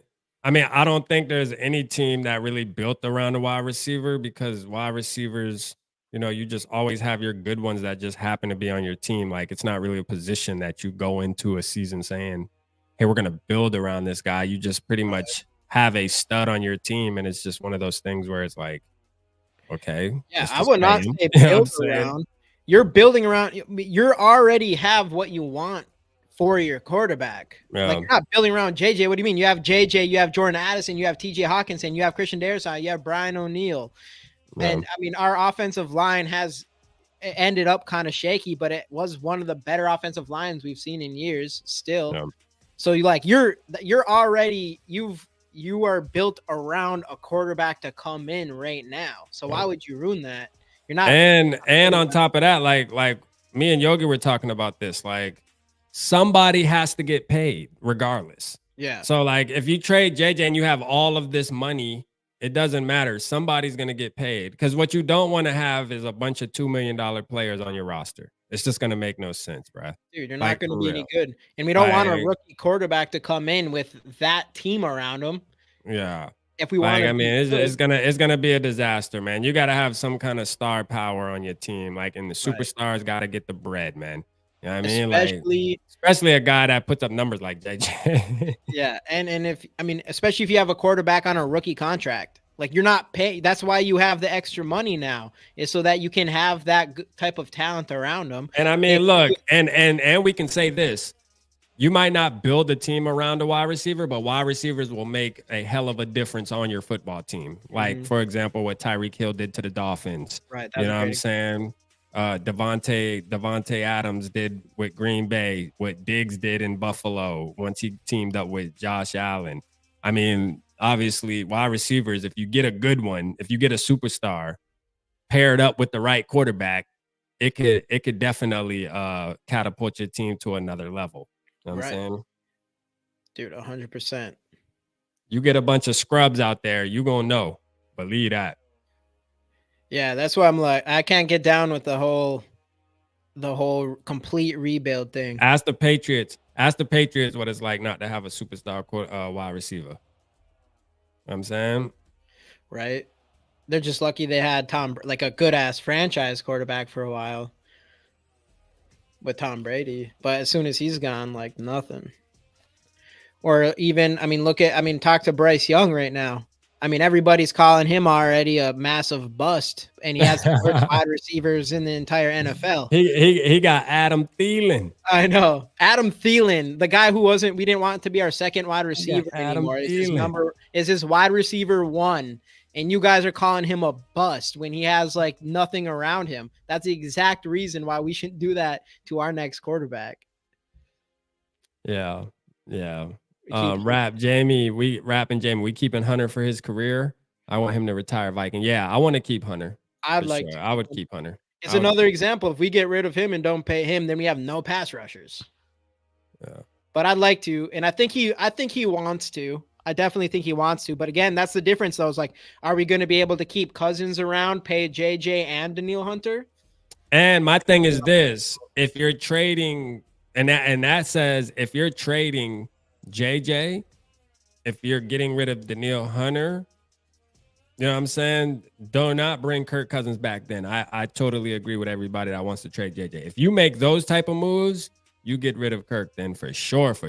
Because what's the point of bringing a veteran quarterback for what? You know what I'm saying? To what? Right. To win 4 games? Fuck out of here. You know what I'm saying? Get his ass up out of here. We need to start from the very bottom. He's then. gone. He's out of there. Man, He's out of there. That. He's out of there. RP, man, listen, that shit gonna be deadly in the NFL. I'm gonna tell you, because Jalen Hurts, they be running that junk, and he be breaking off for some big runs, but he ain't as fast as your boy Jayden Daniels. Good in the pocket, and this, I'm gonna tell you, like, look at that's crazy. Like that's the thing about Jayden Daniels. It's not like he's a Justin Fields who's like he can run, but he's spotty as a passer. Like this dude's throwing dimes out here. And he balled against Florida. I remember this game. He turned up this game. Like he was doing everything. He was dropping darts, all type of shit. Look at that. He went crazy in this Florida game for sure. Oof.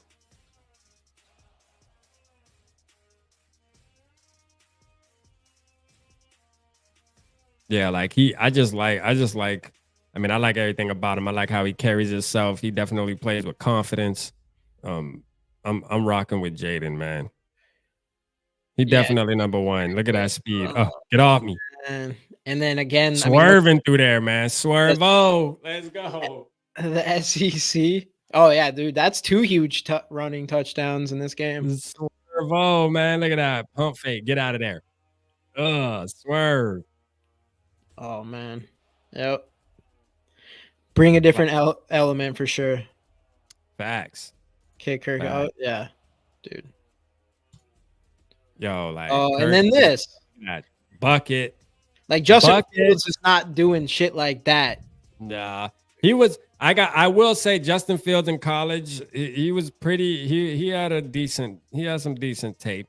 He has some decent tape, man. But I mean, I think Jayden Daniels definitely has some things that are better than Justin Fields, though, even in the college level. Yeah, I just with the difference, I think is honestly pocket presence, man. Yeah. And like Justin Fields had some dogs at wide receiver too. Like I ain't gonna lie, Malik Neighbors is a dog for sure. And that's the same reason why I missed out on. Speaking of Malik Neighbors, there he go. Yeah. For sure.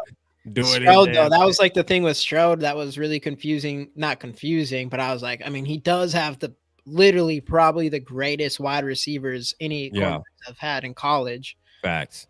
So I'm like, who knows? That part kind of was in my mind. Should have known.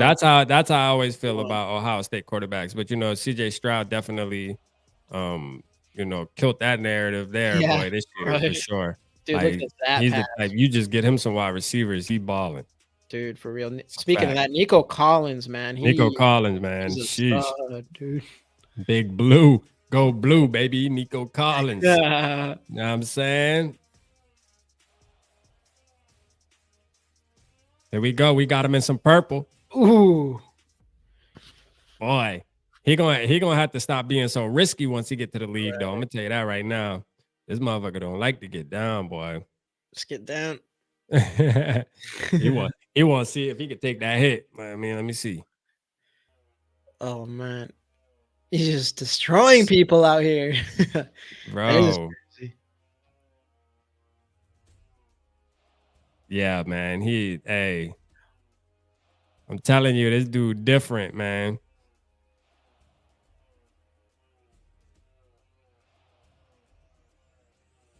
Good throw. Like those are plays that we can run in the NFL that Kevin O'Connell can incorporate those RPOs like that.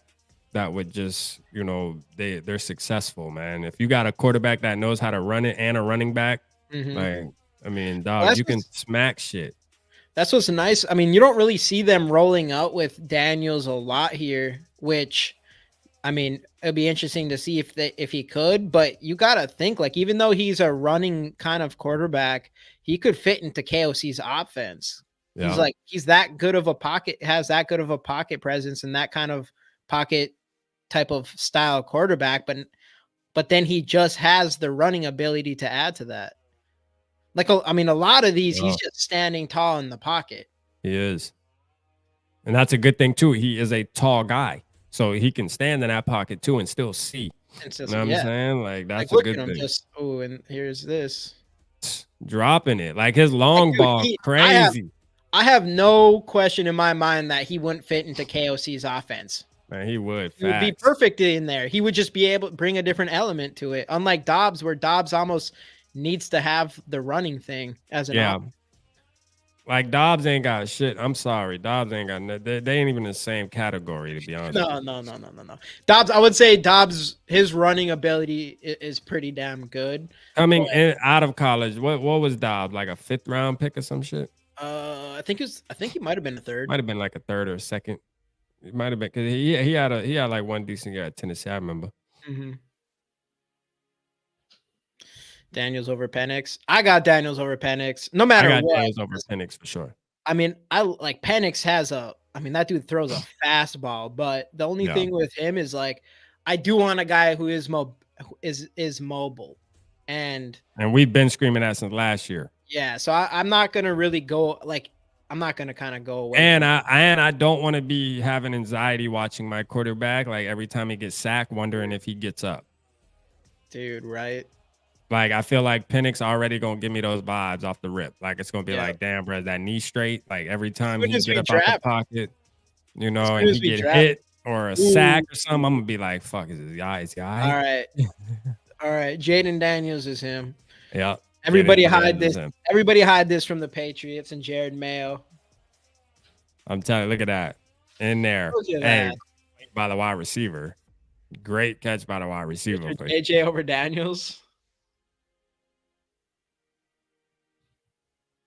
JJ over Daniels. Nah, like as much as I love JJ McCarthy, man, JJ McCarthy would be my second choice though. Only because I know the other two are going to be gone regardless.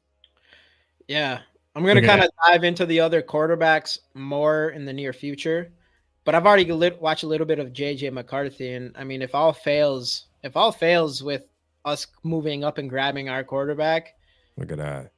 Grabbing JJ McCarthy later in the 1st round or beginning of the 2nd, I do not think it's a bad idea. Defense just made a good play.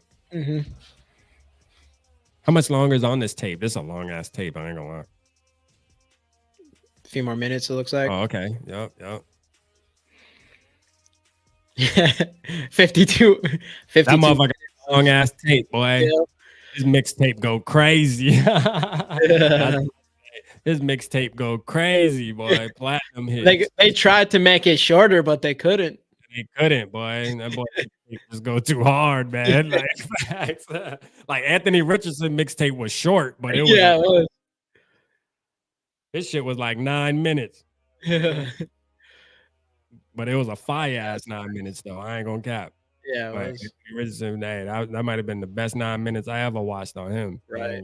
But man, I mean, him even compare, this guy is much more polished as a quarterback than Richardson was. Richardson's he's like like a nominally athlete. Athlete, dude. It doesn't even make any sense. Like, you But see, can't. that's what I want to go after, though. Honestly, like I like the athletes, and that's what Jayden Daniels is too. But I get, like you say, though, he's definitely more of a quarterback, though. Like, he understands pocket presence more, and stuff like that. Footwork is better, from the jump. I feel like Anthony Richardson can be taught that, though. Yeah, he's such an athlete. And I do think, like I said earlier, like, he wants to be a quarterback. Like, I can just tell he wants to be a good quarterback. He doesn't want to just tuck the ball and run. And Jayden Daniels too. I mean, obviously he looks like he wants to be a pocket type quarterback. Yep. And that's a big thing for me, because I would love to have a quarterback that can use his legs, but I don't really want a quarterback who's not really good at passing, but he's like really good with his legs. Right. I want to make sure you can get the ball. If we're going to keep JJ around, you better be able to get it to him. We are keeping JJ around, man. Don't listen to Too Evil to him. We are keeping him around when we keep him around, but you just want a quarterback that can get the playmakers your ball, or at least he wants to. But ooh, still pulled his shoe off. Right. A good throw outside the number. Those are the hardest throws, but to put those accurate like that is a really good sign.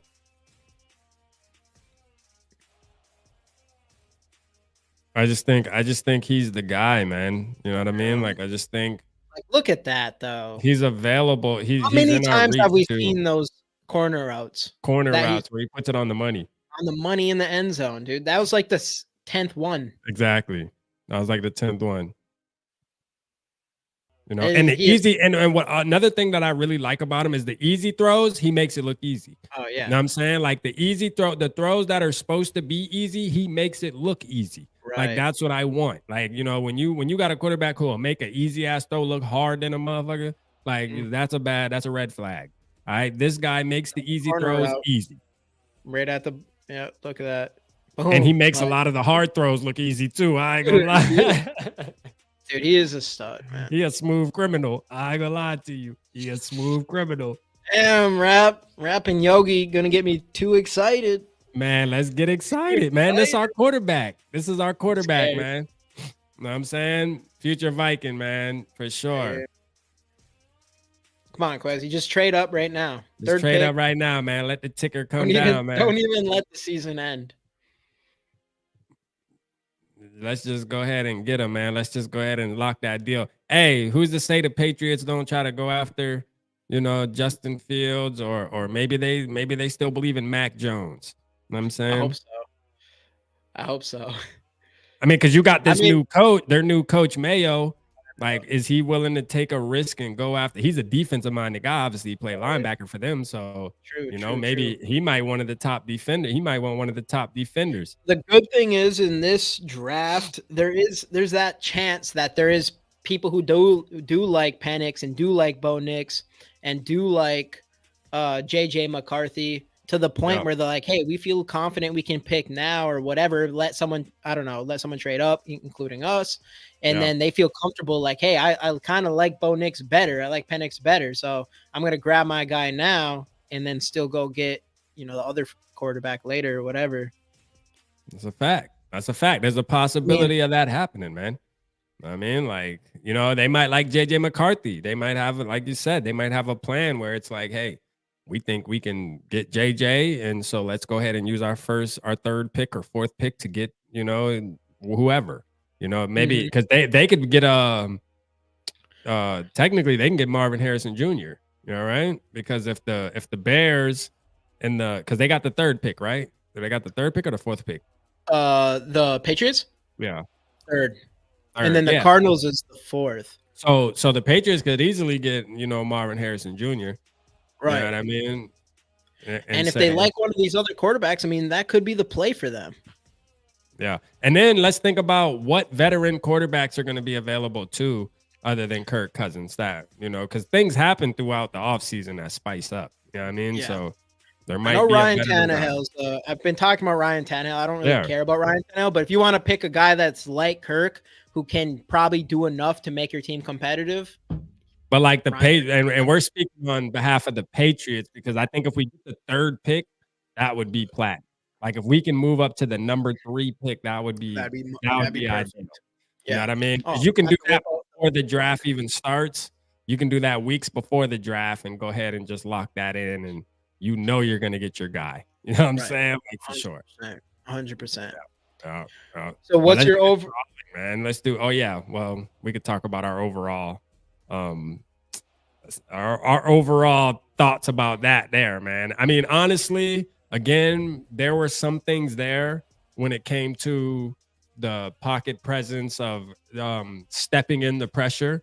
It's things that I don't like that Kirk does, stepping in the pressure. You know what I mean? But again, sometimes the defense just makes a good play, and it's hard to really dissect. Was it the defense that made a good play, or did he step into that and cause that sack? Right. But for the for the majority of that film watch right there, I'm gonna tell you right now, man, this dude is the real deal.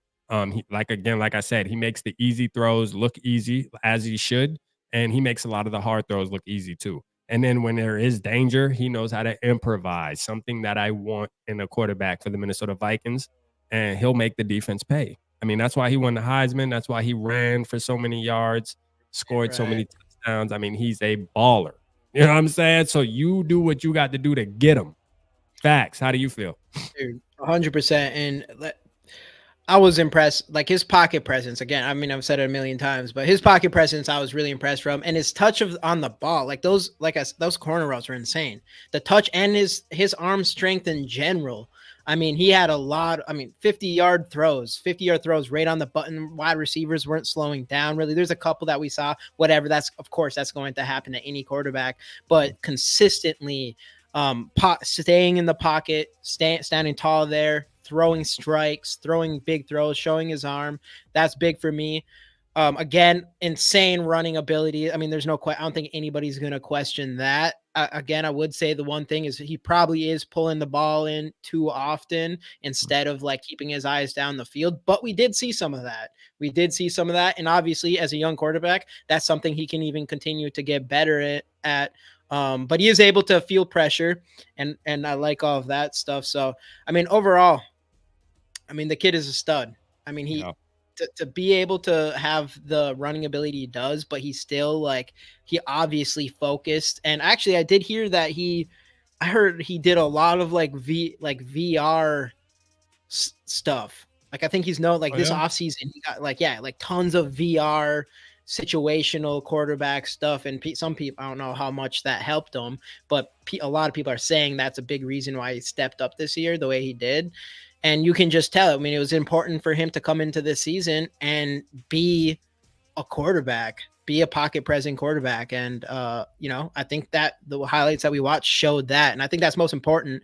Like I said, especially when you got guys like JJ and Addison. And then, I mean, being an elite rusher is just a bonus, And Absolutely. then, of course, making sure he gets down on those runs and not taking too big of a. Right. Yeah, that was something too. Some of those runs, and once he gets to the next level, you're gonna have to protect yourself.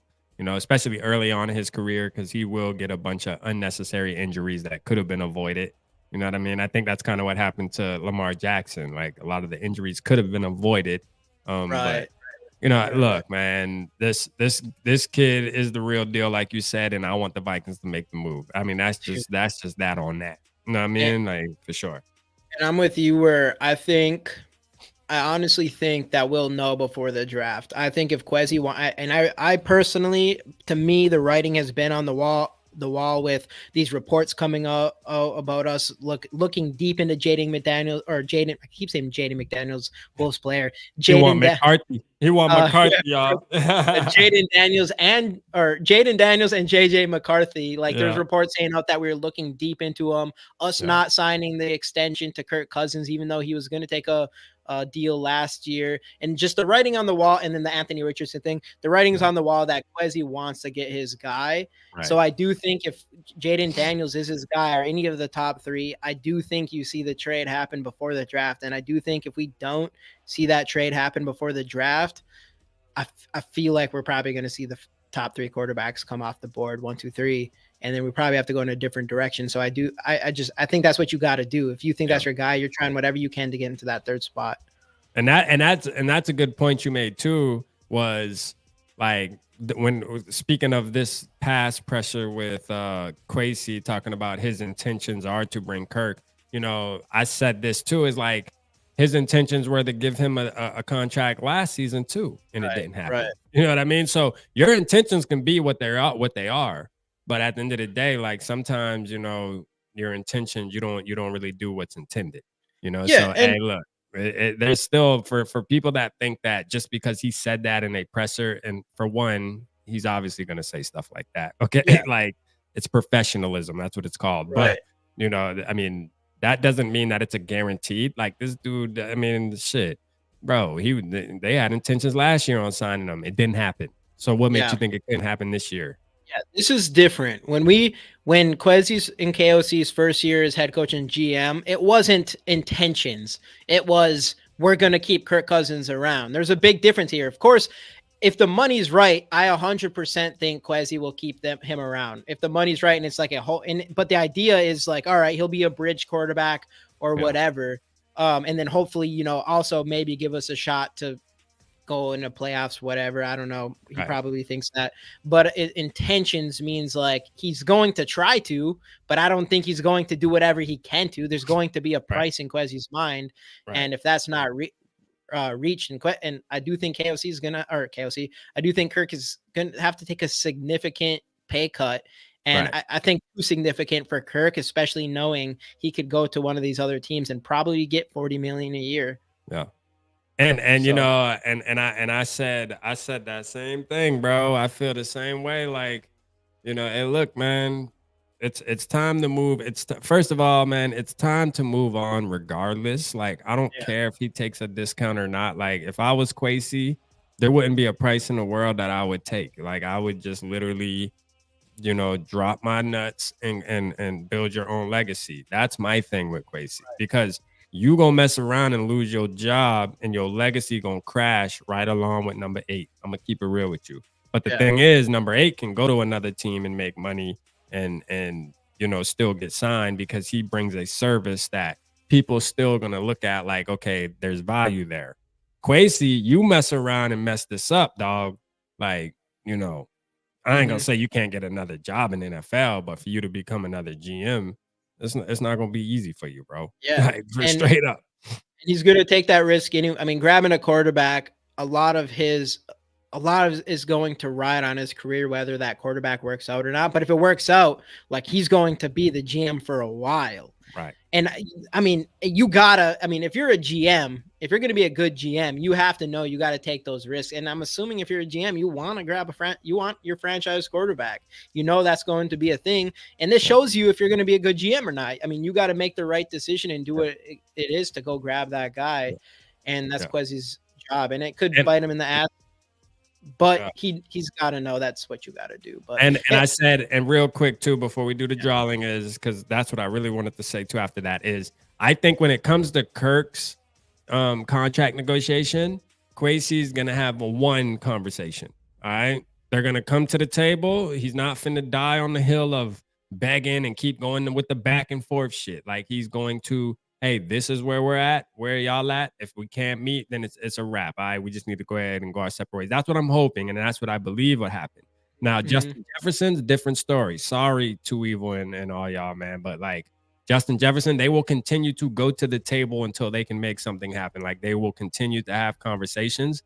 I think when it comes to Kirk, they tried conversations last season, couldn't come to an agreement. So this season, this offseason right here, I don't think Kwesi's going to waste too much time of trying to keep battling his agent and figuring shit, like trying to meet somewhere that, I mean, if it's just not reachable, it's just not reachable. And I hope they realize that early on in the conversation. Like, all right, we see where y'all want to do.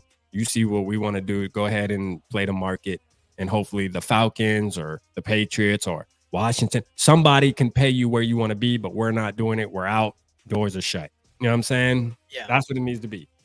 Yep. 100%. 100%. And I think that's what we see from Kwesi. I mean, I feel like you got to feel he has nothing to lose at this point. I can't imagine if I'm in there, I'm not thinking like if I'm in there in their shoes, I'm not sitting here thinking like, hey, if we run this back with Kirk Cousins, we're going to be able to compete with the best teams here. So if I'm Kwesi, I'm going into this like I have nothing to lose. Like, I mean, potentially, I mean, you could even argue to save your job because if we keep Cousins around and we have another shit year or something, I don't know if we keep Kwesi around. I don't know. I feel like there's a little bit of not having much to lose here, and he should just go get his guy because it could be the difference from him being a GM for a long time, you know? Right. And then like think about it like this. If he gets a rookie quarterback. Hey, right? Gary's in the building. Oh, I was wondering where you at, Gary. Building, man. But we can also think about it like this too. Like if he gets a running, I mean, if he gets a rookie quarterback, like, you know, and Days has stated this before too, is that could give him some leeway because there's something there. There's something about, okay, you went and got the rookie quarterback. We're going to give you a couple more years, you know, to see what this turns into. All right. Like this whole thing of if we were to go get Jayden Daniels and Jayden Daniels doesn't turn into Patrick Mahomes in year one, okay, Kwesi's going to get fired. Bro, that's not the case. You know what I mean? But what will be the case if you're going to re-sign a veteran, first of all, that the last regime did and tried it 5 times. Now you're going on your second time. All right. And that's 7. That's going to be 7. That's going to be 7 times that you tried to run this shit back with this guy. And you have one playoff game to show for all of that. And you weren't even the GM when that happened. You hear me? So, like, if you mess around and this team does not make the playoffs, bro, next year, I'm telling you, your job, not only from probably the Wilfs, but the fans are going to be calling for your shit too. Even the Kirk lovers. They're going to be saying it's not Kirk, it's Kwesi's fault. Yeah, I know. You know what I'm saying? Like, right. They already are. They literally already are. Like I would say most people get, actually, maybe not. Maybe I'll take that back. I'm trying to think of like most of these people who want Kwesi and KOC fired right now. I'm like, are they Kirk people or are they not Kirk people? But it might be a little bit of both. Like, it's a fact that you have Kirk fans and you have Vikings fans. Like, that is a fact. Like, that is something that I definitely have learned since I've been on Twitter or X, whatever you want to call it, and YouTube. Like, those two groups do exist. Like, you have Vikings fans that want to see the team move forward and fight for the future and become better. And then you have guys that just want to see Kirk stay on the team. They love Kirk. They love the personality, which is fine. You know what I mean? Because all of these guys are a business within the business. There's people that feel like that about JJ. You know what I mean? Like, JJ has, you know, Dallas fans, but they love JJ. So, like, they'll follow JJ and then, you know, they'll represent. But, you know, to me, I'm a Vikings fan. So, once Kirk leaves, I can give a fuck. You know what I'm saying? Like, and the same thing goes with any of the players, really, other than Randy Moss. He's the only one because he is the sole reason I am a Vikings fan. So, you know, followed him even when he left us. But like anybody else, once they leave, it's okay. It's whatever. You know, I might feel salty for a little bit like Dalvin Cook, but you know, at the end of the day, man, it's Vikings or nothing, dog. Like, I don't give a damn about, you know, if these players aren't producing, they're not helping us win a Super Bowl, then it is what it is. It's time to move on, man. And Kirk's those guys. So and getting Jayden Daniels would be that great step for it. As a Vikings fan, right? Like, as a Vikings fan, wouldn't that feel good? Dude, to have that feeling like, hey, we actually have a stud, possibly a top draft pick that possibly could turn the page for the franchise and be the next big thing in the NFL, not just in Minnesota, but in the NFL. Like, come on, man. Dude, and you can't tell me JJ won't be happy having an LSU guy quarterback coming. You know, JJ watches. He's probably watched more of him than anybody. Absolutely. You know, Absolutely. So he knows what he's getting him. Absolutely. I bet you right now, you ask, would you rather have Kirk Cousins or Jayden Daniels? He's saying Jayden Daniels. That's a fact. That's a fact. If you ask him in front of, you know, if you ask him while he's standing in front of the Vikings banner with TCO behind it, all the sponsors that are on that banner, y'all. If you ask him in front of that, he's going to say Kirk Cousins is his guy, or, you know, because he just knows that you have to do that. You know what I'm saying? Like, there's just some things that they're obligated to do. And you have certain players that go against the grain, but a lot of times those players, they wind up getting traded. They wind up bouncing around different teams because they don't have filters. See, the JJ is a professional, man. So he said good shit about Dobbs. He said Dobbs was a great quarterback. Can't wait to play with him. He said that about Mullins. He says that about Kirk. And then when they asked him the question, he said, listen, the quarterback position thing is out of my hands. All right, I'm going to trust what the GM do. I'm going to trust what the front office does. That's on them. I'm just here to win football games. Facts. That's all you should, that should be enough for you guys, man. 100%, 100%. Gary, what all I miss? We just went through 52 minutes of Jayden Daniels highlights. Just 2 hours. Just 2 hours. 2 hours you missed, Gary. Just something slight.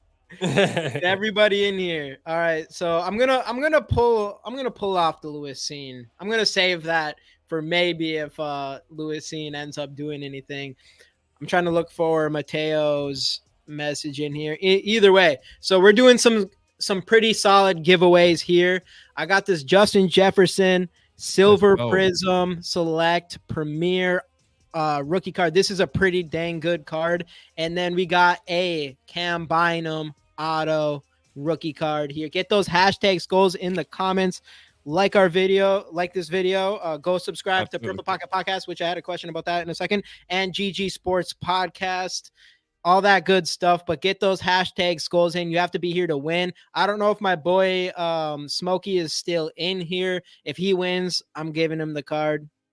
He's the reason why I even added a card. So definitely he's going to get it no matter what. If he was what. still in here, he would have been dropping bombs, man. That boy was dropping. Shout out Smokey, man. Smokey was dropping bombs at the beginning of the show. Smokey's, let's go. I was like, damn, 20. What up, Smoke? 40, 20. I'm like, God damn, Smokey, turn up then. Let's go. Turn up, Smoke. Hashtag skulls in there. So I don't know if I haven't heard it yet, but I didn't know if you've mentioned the whole rebrand thing.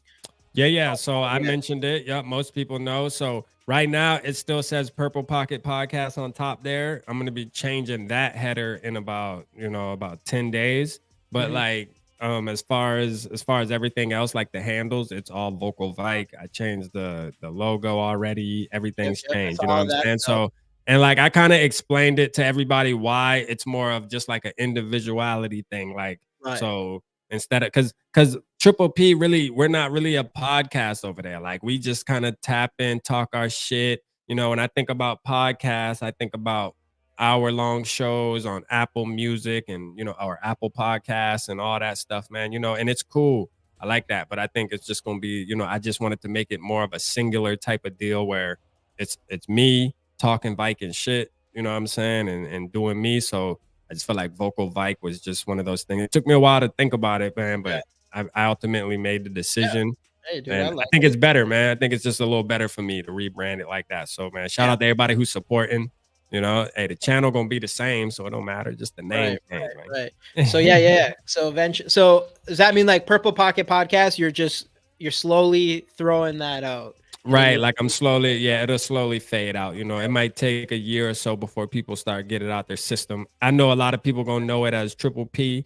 You feel me? So, and I understand that we're gonna be Triple P forever, but like as far as the totality of the brand, man, like we switching it up to everything to Vocal Vike, man. Double V, man. You know what I'm saying? And it makes sense because we vocal out here, man. I am the Vocal Vike. You heard? Like straight up, man. I ain't holding back nothing. Once Vocal Vike come on, it makes all the sense. Like I'm getting on here. I'm telling y'all what the hell is going for. You know what I mean? Kwesi do something wrong. We calling his ass out. Curb stomping Kirk Cousins. We doing all that. We getting vocal, baby. Let's talk about it. So to win these cards, you got to be subscribed to Vocal Vike. Let's Vocal go. Vike and GG Sports Podcast. Get the hashtag skulls in the comments. Again, Justin Jefferson, Silver Select Premier rookie card, and a Cam Bynum auto who should have made the Pro Bowl. I don't know how he didn't. I'm guessing he'll be an alternative if that's an option because he had himself a hell of a season, better season than I think most Viking fans expected out of him this year. Shout out Norris, man. Kakalaki Vike. Hey, let's go. Let's go. Let's Hey, go. man, Norris, man. What you know about that Kakalaki, man? Hey, my boy done been to the town, man. He only people that know about that, man. You know what I'm saying? Only people that know, man. Kakalaki. Let's go. Let's go. I'm gonna bring this thing up though. All right. Let's run this. Let's run these. Shout out In the Zone podcast, man. In the Zone, man. That's my guy. Right. Hey, there's 31 people in here. If anyone wants to win the card, hashtag skull. Simple. I'll run it in like at 8:06 or 8:06 Central. Shout out to Evil. Talking about rap support my new channel, Vocal Fight. You already know that, to Evil. You know I'm supporting my guy. Vocal Vike 2.0, man. We all gonna be Vocal Vikes. Matter of fact, like that's gonna be the group. Like the groups we're gonna be Vocal Vikes. You feel me? I'm in here. I'm in on that. I like that, man. Vocal Vikes, man. Let's go. Vocal Vikes. Let's go. Let's go, man. Hey, let your voice be heard. You know what I mean? Maybe I'll have like the Allstate guy on there. Like, you're now tuned in to Vocal Vike. Let your voice be heard. Yeah, dude. I think I like that. I think if it works, which I know will, just that like you said, the individuality thing. Like it's like you're calling you like your Vocal Vike. Like it's different than like, hey, it's Purple Pocket Podcast. Right. Sounds more like a company. Sounds more like a company of. Yeah, it's more of like it's like more personal. Personable. Right, more personal. Right. Yep. Hell yeah, dude. For sure. All right, I'm gonna run this. 13. Hey, that's all I need. Boom. Let's go. Oh, missed it. Let's go. Hey, you got to be here to win, though. Got to be here to win. Let's go. Unless I'm giving it to Smokey if he gets it though. This is for this Fat Yogi, Fat Boy Yogi. By the way, hey, Fat Boy Yogi. Fat Yogi, let's go. Fat Boy Yogi. Hey, speaking of rebranding, Jamie's like everybody changing their fucking name. I know. Y'all confusing me right now with all these name changes. Hey, Yogi, you're getting the Cambina auto. We'll keep that simple. Nah, give Yogi the Lewis Scene auto, man. Like for sure. Man. I know he loves himself some Lewis. He loves himself some Scene now. Yogi loves some Scene. I remember Yogi talking about Scene was a dog. Nah, let me stop. Nah, congrats to Yogi, man. Shout out my boy though, man. Fat Boy Yogi, man. Let's get it. Fat Boy Yogi. All right, we're running the next one. All right. This is a good Justin Jefferson rookie card right here. Yeah. Boom. Who we got? Let's see. Boom. I know Gary's been on a streak here. Boom. Too evil. Let's go. Shout out to Evil, man. Oh, hey, man, just for you, bro. How ironic, bro. Dude, he got you wanted Justin Jefferson card, bro. Too evil. He actually got the last time I gave a really good Justin Jefferson card. Too Evil got that one too. No, send Too Evil the Scene card. Fuck that. Too Evil definitely. I'm gonna go pull up. I'm gonna go look to see if I have any Kirk cards. He doesn't even deserve JJ. No, Too Evil wants to trade JJ. Don't even give him Too Evil. You don't deserve that JJ card, bro. You don't deserve that JJ card, bro. Send him the Scene card. Chancy, did you put your hashtag skull in there? When it runs through, it doesn't show every name. He said I'll trade him. I trade him for Lewis C, man. Trade him for Lewis C. Yeah, you can have this Lewis Scene. You can have the Lewis Scene. It is a 1-of-1. It's a sick I ain't card. gonna lie, that 1-of-1 go hard though, because you bullshit Lewis Scene turn into something next season. But I'm gonna be like, damn, boy, whoever got that 1-of-1 Lewis Scene card, that shit. I mean, I can give this away if enough people want a Lewis Scene. Yeah, I think you should do it. Yeah, all you guys. Here, I'll do it. Everybody, get the hashtag skulls in again. Purple Papa. I'll do this again. Because that Lewis Scene, do it. Drop hashtag skull Purple Papa so you got it. So your name in there. If you don't see the name, it doesn't mean you're not in it. I ain't gonna lie, that 1-on-1 Scene, I got this feeling in my stomach that card's gonna be something, bro. Especially a 1-on-1. Like, and I think Lewis Scene, I think the Vikings plan, like I know we're down on Scene, and I am too. I'm guilty of it. But me too. The truth of the matter is I think they're going to try to force him next season to show, because Kwesi, that's a first round pick, bro. You can't just go out like no bitch like that. You know what I mean? I don't give a damn if he not good. You gonna at least tell your defensive coordinator, I don't care if you don't think he's good. We need the people to see him at least not be good.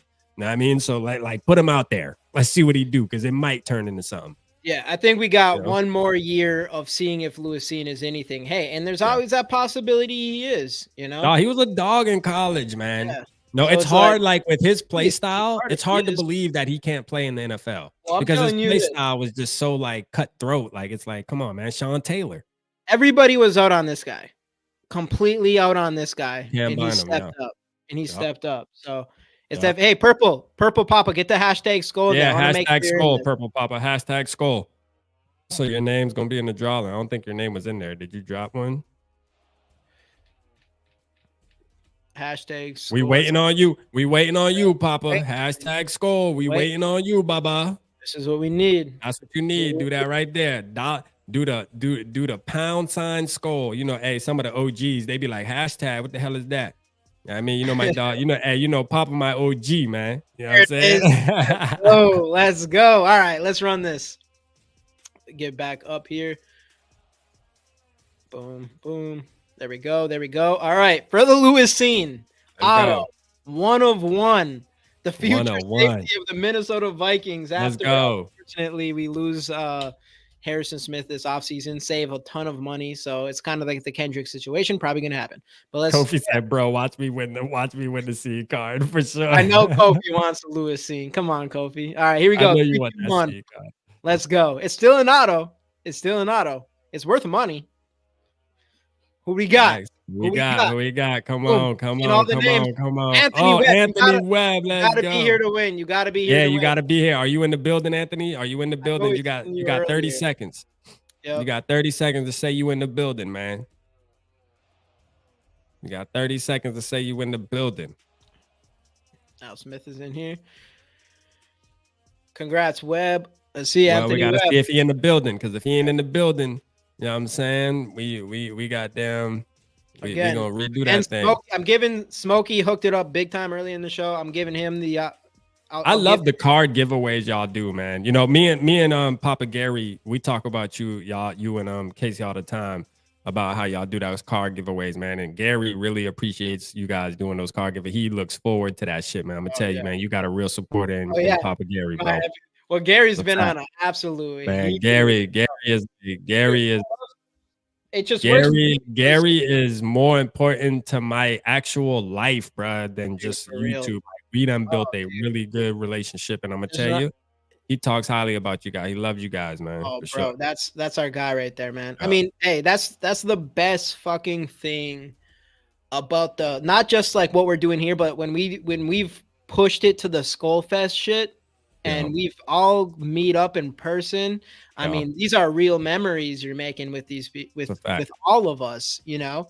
And it takes all this shit to another level, for sure. All right, let's run this again. I want Jamie's hat. You always want my hat. I do like the black. I need to give me a black Vikings hat. That hat is fire. I'm like an all. I always have to get like black. Shout out to the all black Vikings. I love it. That shit is fire. All right, what we got? What we got here? All right, let's go, man. Let's go. What do we got? Boom, boom, boom. Mateo, the potato. You say potato. I say potato. You know what I mean? Mateo, you in here? Let's see if Mateo in here, man. Mateo might have dipped too, because he usually is active in the comments. Yeah. If he was here, he would be talking shit. That's a fact. I don't think he's here.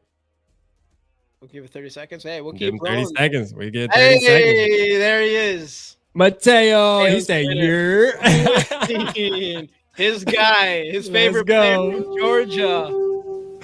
Hey, you can give this to your little brother, Mateo. You can give this to your brother, bro. He's going to Georgia, right? Hey, for sure though. Hey, look, Mateo.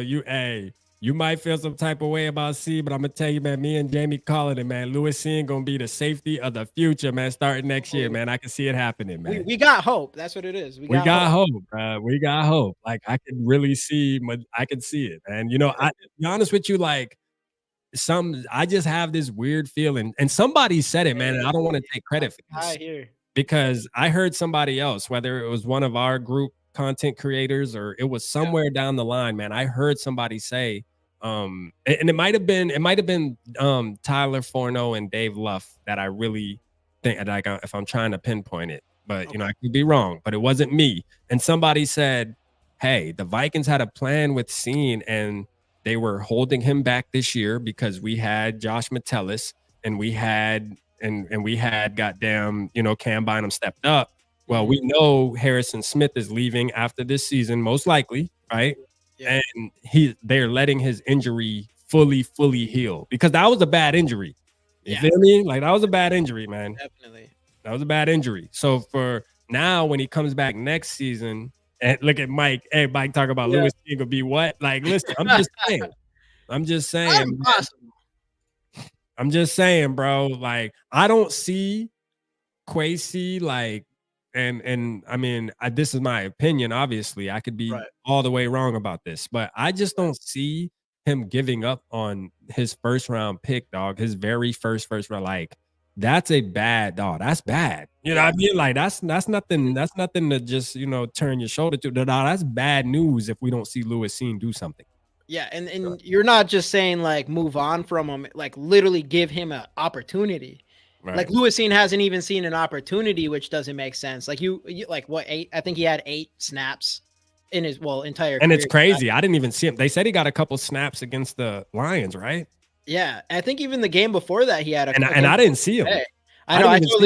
I was looking at the PFF stuff when we were streaming, and I'm like, "Oh, Lewis Seen got some snaps." I'm like, "What the fuck? He was in the game? Like, what? Like, damn." I mean, I guess that's all right. I mean, the fact that you didn't notice he was out there is probably a good thing since our secondary was getting, eaten up. Yeah. For the last few games, but it's I'm like you. I'm hoping so. I mean, it's not impossible for something like that to happen, and I do think it is weird that he hasn't even had a real opportunity yet. And with Harrison Smith, luckily we're going to find out soon. With Harrison Smith gone, we're going to hear about Lewis Seen, and we'll go into training camp seeing what that's going to look like. And I'm assuming AJ, probably. AJ in the building, AJ, man. Shout what out up, AJ, man. Appreciate you, AJ, man. Tapping in. I love that profile pic too, AJ. You already know what time it is, man. Pace gang, let's go, man. You know what I'm saying? The infamous, man, Pace gang, man. You know what I'm saying? Like, for sure, that dude gonna be our linebacker for years and years to come, man. Dude, that was such what a hit. What a hit. Find a guy like that undrafted, and then you're like, this guy's going to be a cornerstone of our defense for years. Yep. We needed that. We needed that bad. Yeah, I was actually surprised that it turned out how it turned out because obviously me as the creator, like when I did my top 3 linebackers coming into the draft. You know what's weird? Hold on, bro. Do y'all remember the kid from Arkansas? Sanders, what was his name? Drew Sanders or something that everybody was talking about that was supposed to be good. Where the hell is he? Yeah, where is he? Defensive end or linebacker? Linebacker. Yeah, where the hell is he? Where is he? Yeah, that's a good everybody question. was talking about him last year, right? Yeah, and he was the Arkansas guy, and he was like a savage. Like, his film was really good. Yeah, everything was good about him. Did he even Broncos? He's on the Broncos. Yeah, let me see. I can look him up. That's another guy too. Another guy I really liked was I don't remember. I'm not even gonna be able to remember his name. He came from Tula or whatever. Some random ass college. I'll have to look to see who he is, bro. But I remember like the Drew Sanders thing. Like, there was early on in the process. Like, he was, the best linebacker coming in. Like, that's what people were. This guy is just a play. He's TJ Watt 2.0. This, that, and third. Not quite. and I ain't hear a motherfucking word from him. You know what I mean? Damn. 38.3 overall grade. That's not very good. And did he get picked in the first round? I think he got picked in the first round, did he? Or was it the second round? Man, at least maybe the second round. Yeah. I'm trying to think of that school too. So I say that to say, like, Ivan Pace could be hands down the best linebacker that got picked in this, and he didn't even get picked in the draft, but the best rookie linebacker. I asked this recently, and Tulane, thank you. Yeah, Nice. Tulane linebacker. I'm pretty sure. Yeah. Yeah, it definitely was him. Yeah. No, I asked this before too, and I was surprised by the answers. But I was like, do you think if it was a redraft, do you think Ivan Pace goes in the first round? And I He think he probably does. going to second. Yeah, he I think might. he goes in Yeah. first. I mean, Yeah. if I think Jack Conley, who had a pretty decent season, I think he still Jack goes in the Campbell. first. Jack I Campbell. Yeah. Yeah. Jack Campbell. I think would probably still get picked in the first round, and Ivan Pace pretty much outperformed him in every Oh yeah. aspect. Yeah. Jack Campbell ain't got shit on Ivan Pace. You feel Dude, and me? all Like, the grades are dropping. Like yeah. number Oh yeah. one Shit on Jack linebacker Campbell. in coverage this year. Ivan Pace, Yeah. number one linebacker in coverage, not rookie. All Yeah. linebackers. The truth is, like, it's not even close when it comes to Jack Campbell and it comes Yeah. to Ivan Pace. Like, Which Ivan is Pace is just insane that with much more of a baller, bro. He's just a baller. which is insane with your tape. Yeah, like, so that was, and shout out my boy Dante at ECG and all that, man. Ain't no smoke, you feel me? But that's the thing. Like, a lot of this, and they get a ton of stuff right too. You know what I mean? They get a ton of stuff right, but you gotta be an independent thinker though. And you got to trust what you see and trust what you watch. It's good to watch people and learn, but if you're a content creator yourself, you got to actually go and do your homework and really, and I have, like I said, I used to watch so much film. There's just a confidence level of when I watch film, like when I really watch film, like not what we did tonight, like just doing like a watch and kind of hyping up, but like when I really dig into the players, which I will be doing again this season, here in the next couple weeks, like, I take pride in really trying to notice things, and we miss a lot. You feel me? Like, but that's just the nature of this game we play. You know what I mean? Like, Mel Kiper is supposed to be the number one guy of predicting play. That bitch wrong all the time. Yeah. And he making millions to be wrong. You know what I'm saying? Like, for sure. It's tough. Right. Yeah. But it's fun though, man. It's fun. You know what I mean? Like, to be real, I didn't think Ivan Pace was gonna be this damn good. Like, I thought it'd be good, but I know he's gonna be not there one of the stars on the team. I can't cap about that. And, dude, in my opinion, I think I'm taking Ivan Pace in the first round. Yeah. At some point. So I mean, that's insane. And yeah, I would never expected him to be that good. And when I watched his tape and stuff, it was, I mean, obviously his pass rush ability absolutely stood out. So it's like made sense for him to go in like the third round or whatever, if not more than that, but it ends up being the whole size thing or whatever. However, that's like the one thing about watching these players, like watching how good they are. Yeah. Isn't as difficult for me as how important size is. Cause there is players that you'll, like, even including Jordan Addison, like his size is, he's this small, and then all of a sudden he's still good, whatever. Yeah. But then also like, and strength of the teams he's playing. Like, that's another one that kind of gets me. There's a guy that looks really good. Like we had this conversation about McBride, and I was like on the McBride train. Like, I thought he looked really good. Yeah. But he's playing against not competition isn't that good. Competition. Yeah. And that mattered. Obviously, he didn't look super fast, but against those kind of players, it wasn't bad. But in the NFL, I don't think he's that guy. Yeah, it's a different ball game. So like, and my analysis when I watch Pace is the size. So like when it comes to the NFL, I'm gonna tell you right now, size only matters when you're talking about the trenches for the most part. Like, other than that, bro, like a lot of times, like, you either just are blessed and have the talent, whether it's speed, whether it's your shiftiness. Like, if you think about a wide receiver, like we're talking about Jordan Addison, he's small, but he's fast as fuck. You know what I'm saying? Like, if you can't stay in front of him, he's going to torch you. And that's what he's done. You know what I mean? And it's the same thing with the defender like Ivan Pace. Like, yeah, they said he was small, but he's quick. Like, so if you can't block him, you can't stop him, and that's what it came down to with Ivan Pace. It was like guards and stuff.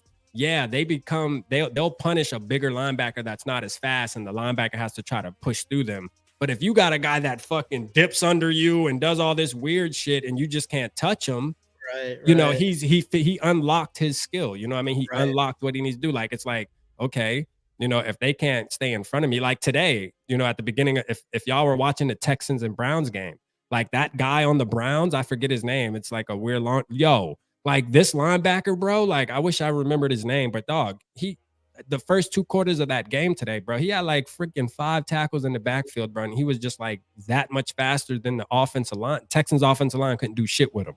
Like he was just that good. Like sometimes a lot of times speed kills, especially in a game like football. So that's why I always go after, if you got a guy that's quick, that's shifty, fast, most likely they are going to win, man. You know what I mean? Like 9 out of 10 times, they're going to be the better player.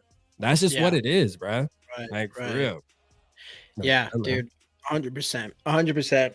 That's what I know. That's why I do think that's the thing with even Bryce Young is obviously there's the Drew Brees out here. These guys that can't, or like the whole hand thing, like these guys' hands are too small. And then all of a sudden Joe Burrow comes out and it's obvious he's a franchise quarterback. So it's hard for me to, when people say size and weight and stuff like, yeah, odds are probably against them, but like there's been enough success stories with all of that where it's like, I think that's what Jordan Addison, like for sure. I was like, I don't think he is, because even if the thing with Jordan Addison, it was like, even if you think he's small, which you're worried about him coming off the line and getting, getting kind of checked up by like the defensive backs in the first 5 yards or getting just destroyed and getting tackled. But the thing with him is, man, it's just his balance is so good that like, man, he's just slippery and good balance. Like people hit him and he just like bounces off and stays on his feet. And that's just like a skill that maybe he learned because he's been small his whole life, So shout out Dylan, man. Shout out that Dylan for putting that up, man. Like that's who I was talking about. That dude's a beast, bro. Like a beast, bro. And like it's a prime example of his speed just skills, man. They said John Randall was too small. You know what I mean? Like that's why he went undrafted.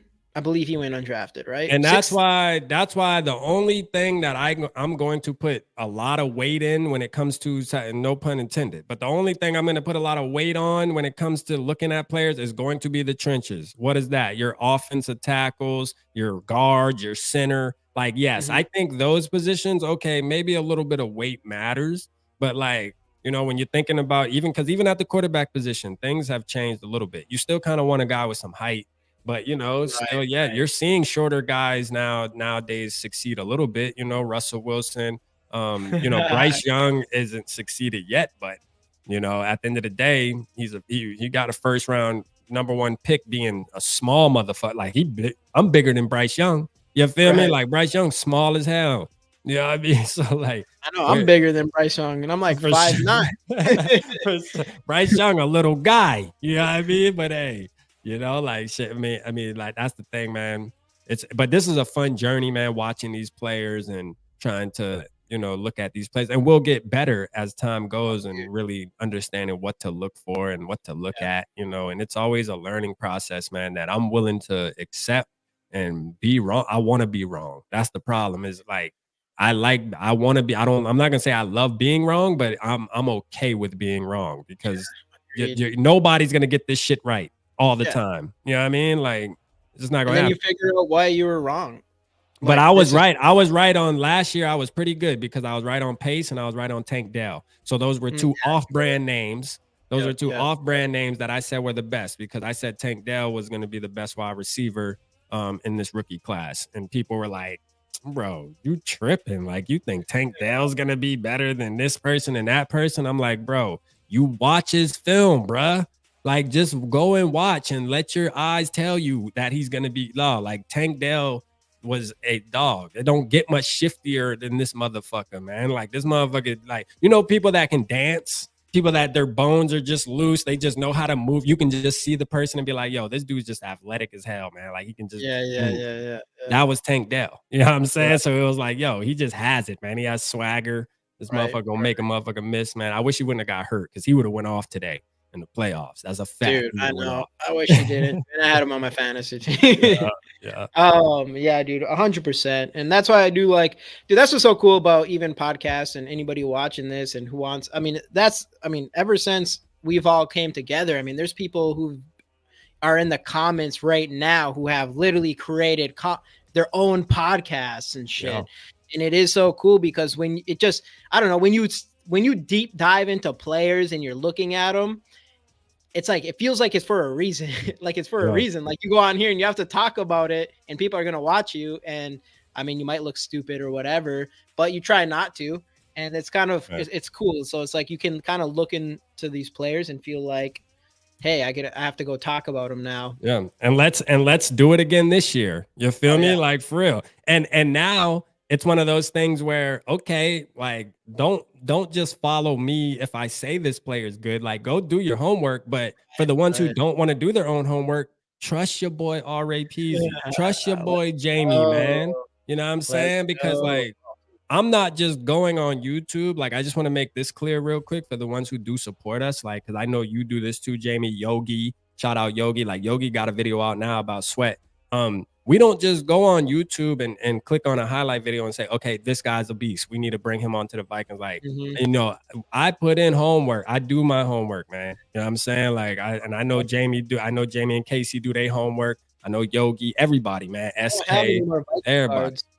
We do our homework, man. You know what I'm saying? So, you know, just appreciate it. Hey, if I say he a savage, just know that there was something on that film that made me feel like this boy here a savage. You hear me? Like facts. I ain't just gonna call everybody no savage. Cause like your boy from TCU, the wide receiver, what was his name? Because I don't forgot he's so trash. Oh, Quentin Johnson. yeah, Quentin Johnson. Johnston, I like had people him. were, he's the #1 wide receiver, bro. I watched this film. I was like, man, this guy ain't gonna be shit in the NFL, bro. Right, He's not. right. Yeah, dude. That's what, like I obviously rode super hard on Jordan Addison, which he was supposed to Going be at like it, savage. high, Yeah. until like all the draft process happened, and then they kind of pushed him. They pushed him down. I mean, obviously he ended up getting picked fourth in this draft. Yeah. But that's when I watched him. To me, it was obvious. Like, yeah, he's smaller, but he had all the skills that you would want to see from. And we've seen it this year. Like, great route running, great catching, like great focus, great balance. I mean, all the toe touches, like everything. He literally is everything you want from a wide receiver, other than being kind of small. And that's what you saw on tape, other than Quentin Johnson, who didn't really have any of that, didn't have a good route running, didn't really have super great hands, but he was big and fast for his size. So they're like, rank him. That was it. He wasn't good at all, though. He wasn't good at all, man. He didn't have good tape to me. You know what I mean? Even But JSN, I thought JSN was kind of slow in his tape, and people are saying, and I thought he was going to be more of like a slot guy. And he really didn't disprove that so far this year. I think he still could be good. He has good routes and catching. He had a couple of good games. Like he started coming along at the end of the season type of deal. Like towards the latter part of the season, he started coming along a lot more, like coming into his name.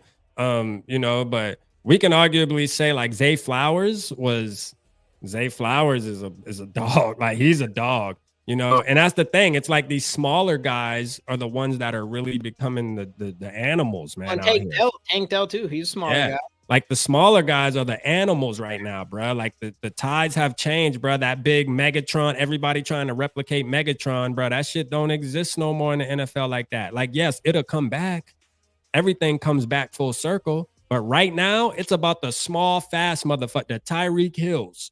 You feel me? Like that's what you want, you know? And Justin Jefferson isn't a big guy. You know, Justin Jefferson isn't considered a huge guy. Justin Jefferson's what, 6'1"? Yeah. Something like that. I think he's like 6'1", like 6'2" at the most. Like he's not a huge guy. You know, he's slender. Like, I mean, that's what it is, man. You want the shifty motherfuckers, man.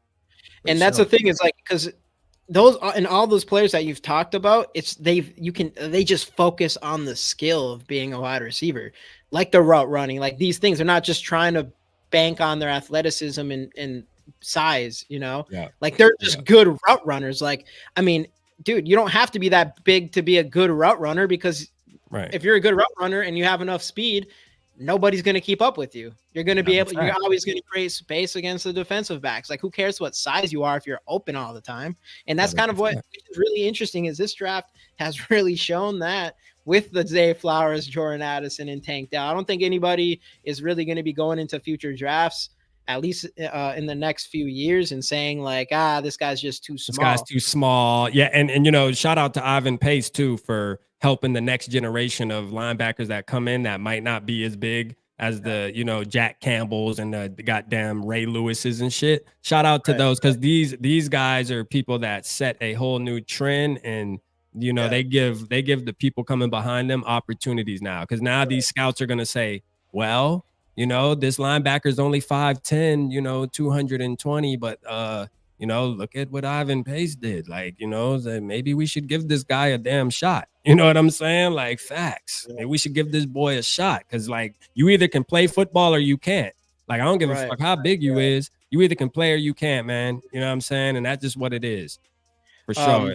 Bryce Young did kind of fuck it up for the quarterbacks. Bryce Young kind of fucked it up. But I think Bryce Young is like a product of his environment in a way, man. You know, I feel bad for him. It's not fair to judge him off this first season again with literally the worst supporting cast. Yeah. It's hard for me to say that he can't play quarterback because he put up because he has great touch on the ball. Like he actually, like in Alabama, even though it was Alabama and you know, they usually have a good roster, so it's kind of easier to look good when you're on a team like Alabama at those times. But I mean, like, I think Bryce Young's a good quarterback. I just think he's a product of his environment at the moment. So we'll see, man. He'll have a couple more years to prove himself. Panthers have no choice. They got to give him at least 2 more years to at least see if they got something there, you know? 100%. And that's where I'm at too. I mean, obviously, I think because the thing with him is we were talking about improvising or whatever, and he's, especially when I watched him coming out of Alabama, he was so good. He's a master at it. Good at it. Gary, man, we've been rocking, man. Hey, Jamie ain't got on tonight. Me neither. We rocking out. Like we hitting records right now. We on 2 hours and 35 minutes, man. We did this for you, Gary. Like we kept it rolling for you since you said you was late. You feel me? Hey, tell me one thing you guys love about each other's content. Where to start? I would say with rap is, man, obviously you're personable with everybody in here. Like everybody in here just connects with rap's personality, and that's why going to Vocal Vike, like that's a good move because that's what I think that's your superpower in this. Like people fuck with you, which obviously is extremely important. And that's just your content in general. I also love your hustle and you bring it, man. I mean, you work hard on this shit, dude. 100%. Hey, appreciate it, bro. And I feel, hey, look, and Gary can attest to this. Everybody in here can attest to this, what I say about GG, man. Like from the beginning, you know, what's crazy is I tell people, like, you guys were the first people that I reached out to when I started this journey. You know, I think I hit you on, did I hit you on Instagram or something? I might have messaged y'all on like Instagram or something. Or maybe I just commented. I think it was a comment, and then we're just like, oh, let's do a show together, bro. Like we can do a show together and shit. So like I've always been inspired by GG. Them, man, they put out great content from the very beginning, like just high quality. I always appreciate good quality, man. You could tell when people actually spend time on putting out quality content too. So that means a lot to the boy, man. And I just knew they were great guys, man. So shout out to them, man. I love GG, man. Always will. You know what I'm saying? 100%. For sure, and obviously, man. We could say this. We could have shit to say about, you know, everybody that we do content. You know?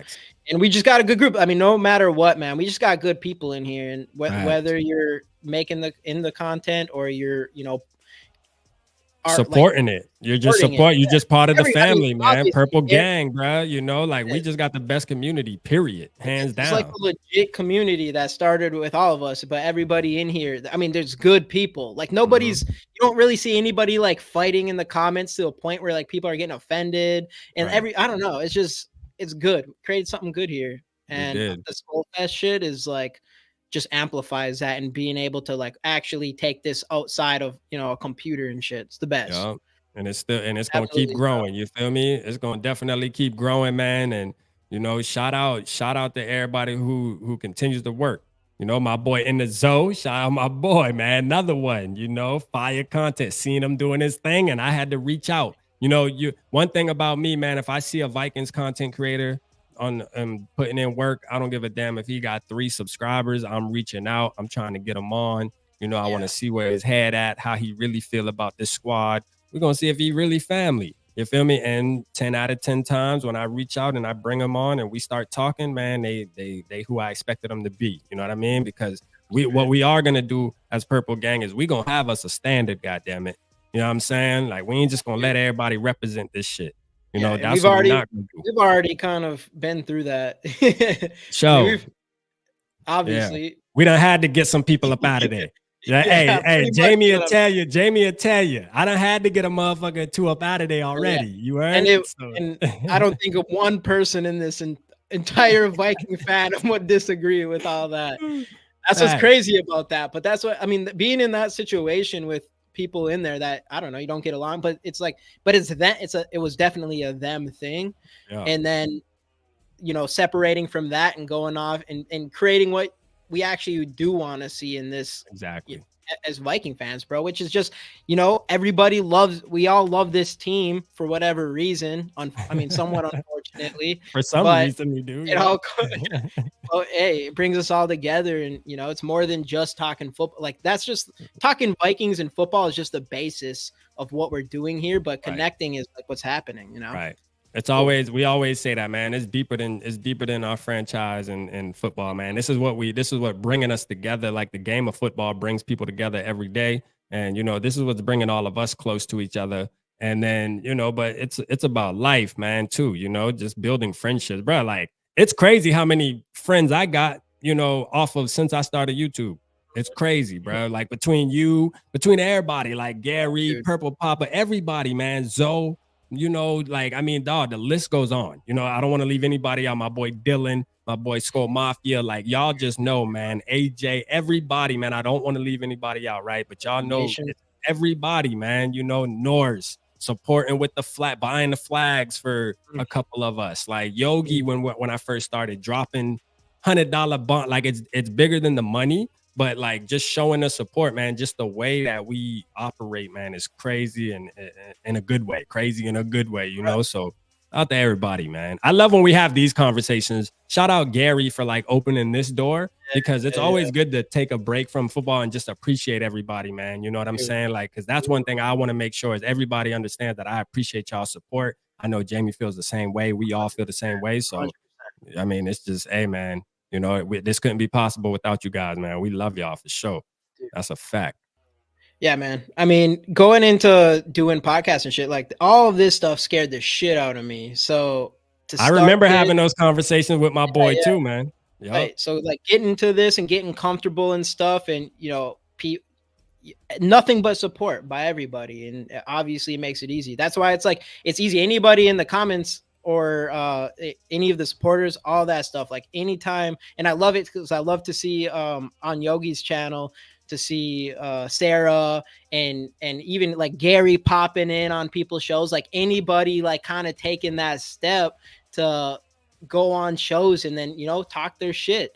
Yeah. And I mean, that means so much more than being a Viking fan, dude. I mean, for me, it is like going and learning how to talk in front of a camera. Yeah. That's a huge skill that I feel proud for doing. So it's cool that even in this community, man, you're taking people and helping them do that themselves. And it's cool as hell. Yeah, we haven't seen Frozen, Dylan. That's a good question too, man. To be real, Gary can get a hold of Frozen though. So Gary can reach out to Frozen and see where he's at. He must be busy working. I'm sure he's okay. You know what I'm saying? But Frozen will be in the building. He'll be in the building. He's around, you know what I'm saying? We'll send a PBA out on his ass if we need to. Right. For sure. He said, I love this extended family. Hey, facts, Score for Life Barber, man. OG, man. Score for Life Barber, the OG. Like, I can't wait, man. Hopefully, Score for Life Barber, we see you at Skull Fest 2.0 and we get to really connect. You heard? Like, I think you said you were going. Pretty sure you said he was going. Yeah. Right, Barber? Yeah. So we're doing the home opener whenever that is. We're gonna have to release the date. Obviously, y'all will know the date, but man, for the ones who missed it last year, hey, if you can make it, make it. You feel me? Like, if it's possible, make it, which it is possible. You hear me? Like, and if you need any kind of assistance in any way, if there's anything we can do as a community, let somebody know. You know what I mean? Like, let somebody know, bro, so we can at least try to make it happen, right? Special kind of life. I love that. I've never even seen that before. Let's go. Hey, for sure, man. Shout out Norse, man. Let's go. Norse a real one too, man. Joker in the building, man. Right, picks and draft as long as it's Jayden Daniels. Know what I'm saying? Hey, Joker. Joker. Did you just get in the building? Like, because hey, we were this whole live. We pretty much watched Jayden Daniels like an hour of film. And it was fun as hell watching our Oh yeah, future quarterback. You know what I'm saying? Like, for it sure. was here. It was It was here. fire watching our future quarterback, man. That's our boy. 100%. 100%. We won his ass, man. Y'all heard that right here. And that's a fact. We're gonna keep that special kind of life for sure. Let's go. Rebrand. I'm changing the Yeah, channel again, Norse. yeah. The special kind of life. That's great, dude. I love that. This community has really grown and became something pretty special to me. Let's fucking go, Dylan. Hey, Purple facts, gang. man. Dylan, an OG too. Dylan been around for a long time, man. Shout out Let's Dylan, go, man. Shout Gary. out Denver Nuggets. You know, I'll never forget that, Dylan, man. You know, I got you, Yeah. boy. Denver Even Nuggets. though, the Denver Nuggets thing is a little. You know, I don't know most I of y'all in love here that. Timberwolves fans, but hey, I don't man, love that, but no, I I'm love it. riding with my boy. You know what I mean? Even Like, though I I don't got got no ties. the most awkward sports situation I've ever been into was going to the Denver Nuggets game in playoffs last year, and we just got stomped. And I couldn't find a single Wolves person in that place. Yeah. I never thought it'd be so. Like, I'm sitting there, and it's just nothing but surrounded by Nuggets fans, and they're whooping our ass in the first game of playoffs, and just cheering the entire time. Yeah. It was weird. It was weird, but Yeah, man. other than that, I mean, I don't hate them. Yeah, man. You're Hey man, forgetting I'm here for getting McDaniel. It's Jayden Daniels. Hey, you and Jamie both, man. Y'all want to mix goddamn JJ McCarthy and Jayden Daniels in one. I'm all right with that though. You feel me? Like give me JJ's mindset and just Jayden Daniels goddamn just athletic ability. Then shit, Yeah. I'll take that guy all day. You know what I'm saying? For sure, man. Shout out Papa with the skull. Someday Kings of the League. Hey, facts. Everybody come up with their skull logos, man. Let's see what your brain's working with. I mean, Yes. Norse Someday. and Papa doing a thing. They doing their thing. That's like that thing you did in school where you had to like write your name like that. And then make a word under each letter. Yeah. I can't think of nothing. Skull. I don't know. I like someday Kings of the League league. Someday, man. Someday we will be. I want to get the DL tackle. Yeah, Sweat from Texas. Yeah, Dude, everybody's high on him. Favorite. Yeah. Everybody's like Sweat. Because it's one of those things where it's like we know we need size, and that dude brings all the size that we need. That's what it is. Yeah, we know we need it. You know what I mean? We know we need it, man. Like we struggle. We're struggling on the defensive line because Harrison Phillips, he's a dog, but he can't do it all. You know what I mean? He's not somebody you really want out there all the time trying to hold down the middle of your field. He's not a huge guy or nothing like that. I mean, he has will to him, which I love about him. But yeah, we need a disruptor there. You know what I mean? We definitely need a disruptor, man. So shout out to Yogi though, man. Go check out his video on Sweat. You know, he went and broke that down. So yeah, man, Yogi got it going on over there, man. Fat boy football focus, man. You know what I mean? The rebrand, Fat Boy. Shout out to all the fat boys out here. It's y'all time right now, man. It's cold as hell outside. You know what I'm saying? So it's y'all time right now to shine. You heard me? But hey, in a couple months, man, we back outside, baby. You know? Hey, us bony motherfucker, we back out. So enjoy your time while you can. Right? 100%. For sure, man. But all right, dude. I think yeah, man. We'll wrap it up, man. We'll wrap it up, bro. Real quick, Norsefield said, I used to be a vocalist. I still write lyrics, rap. Hey, Norse, man, listen, we got a surprise for you, and you can do something too if you want, but wait till you hear the project first, man. Me and Dave from First and Skull, you know, we actually did something where he reached out to me and wanted me to do something for him for on a musical level, and I did that. You know, I mean, I actually went to a real studio, laid it down for him, put my skills to the test, and we're gonna release it right before the draft. You know what I mean? So y'all make sure y'all tuned in for that, man. That's gonna be big. It's gonna be crazy. It's already done. Yeah, dude, I can't wait for that. I was waiting for some shit like that. Yeah. It's already done. You know what I mean? So, you know, my engineer actually emailed me the final mix down a couple of days ago. So I sent it to Dave. He's super excited, man. So I can't wait. I can't wait to see how everybody reacts to it. You know what I mean? It's gonna be fire, man. It's nice. It's nice. Dude. You know what I'm saying? Yeah. So that'll be lit. I can't But wait. yeah, man. That shit. That's a Facts. yeah, dude. Gonna be Fuck lit. yeah. But I appreciate it, man. Hey, Jamie, man, this was lit tonight, man. I Oh. appreciate you, brother, man. Me and you together. Yeah, Hey, dude. Sure. fire together, man. We got to keep doing this work together, man. Keep spreading this Vikings shit. You heard? Like, just keep doing it, 100%. man. Yeah, let's get it, man. Appreciate y'all. Yeah. Appreciate Hey, thanks for everybody for popping in. Skull Vikes. boys.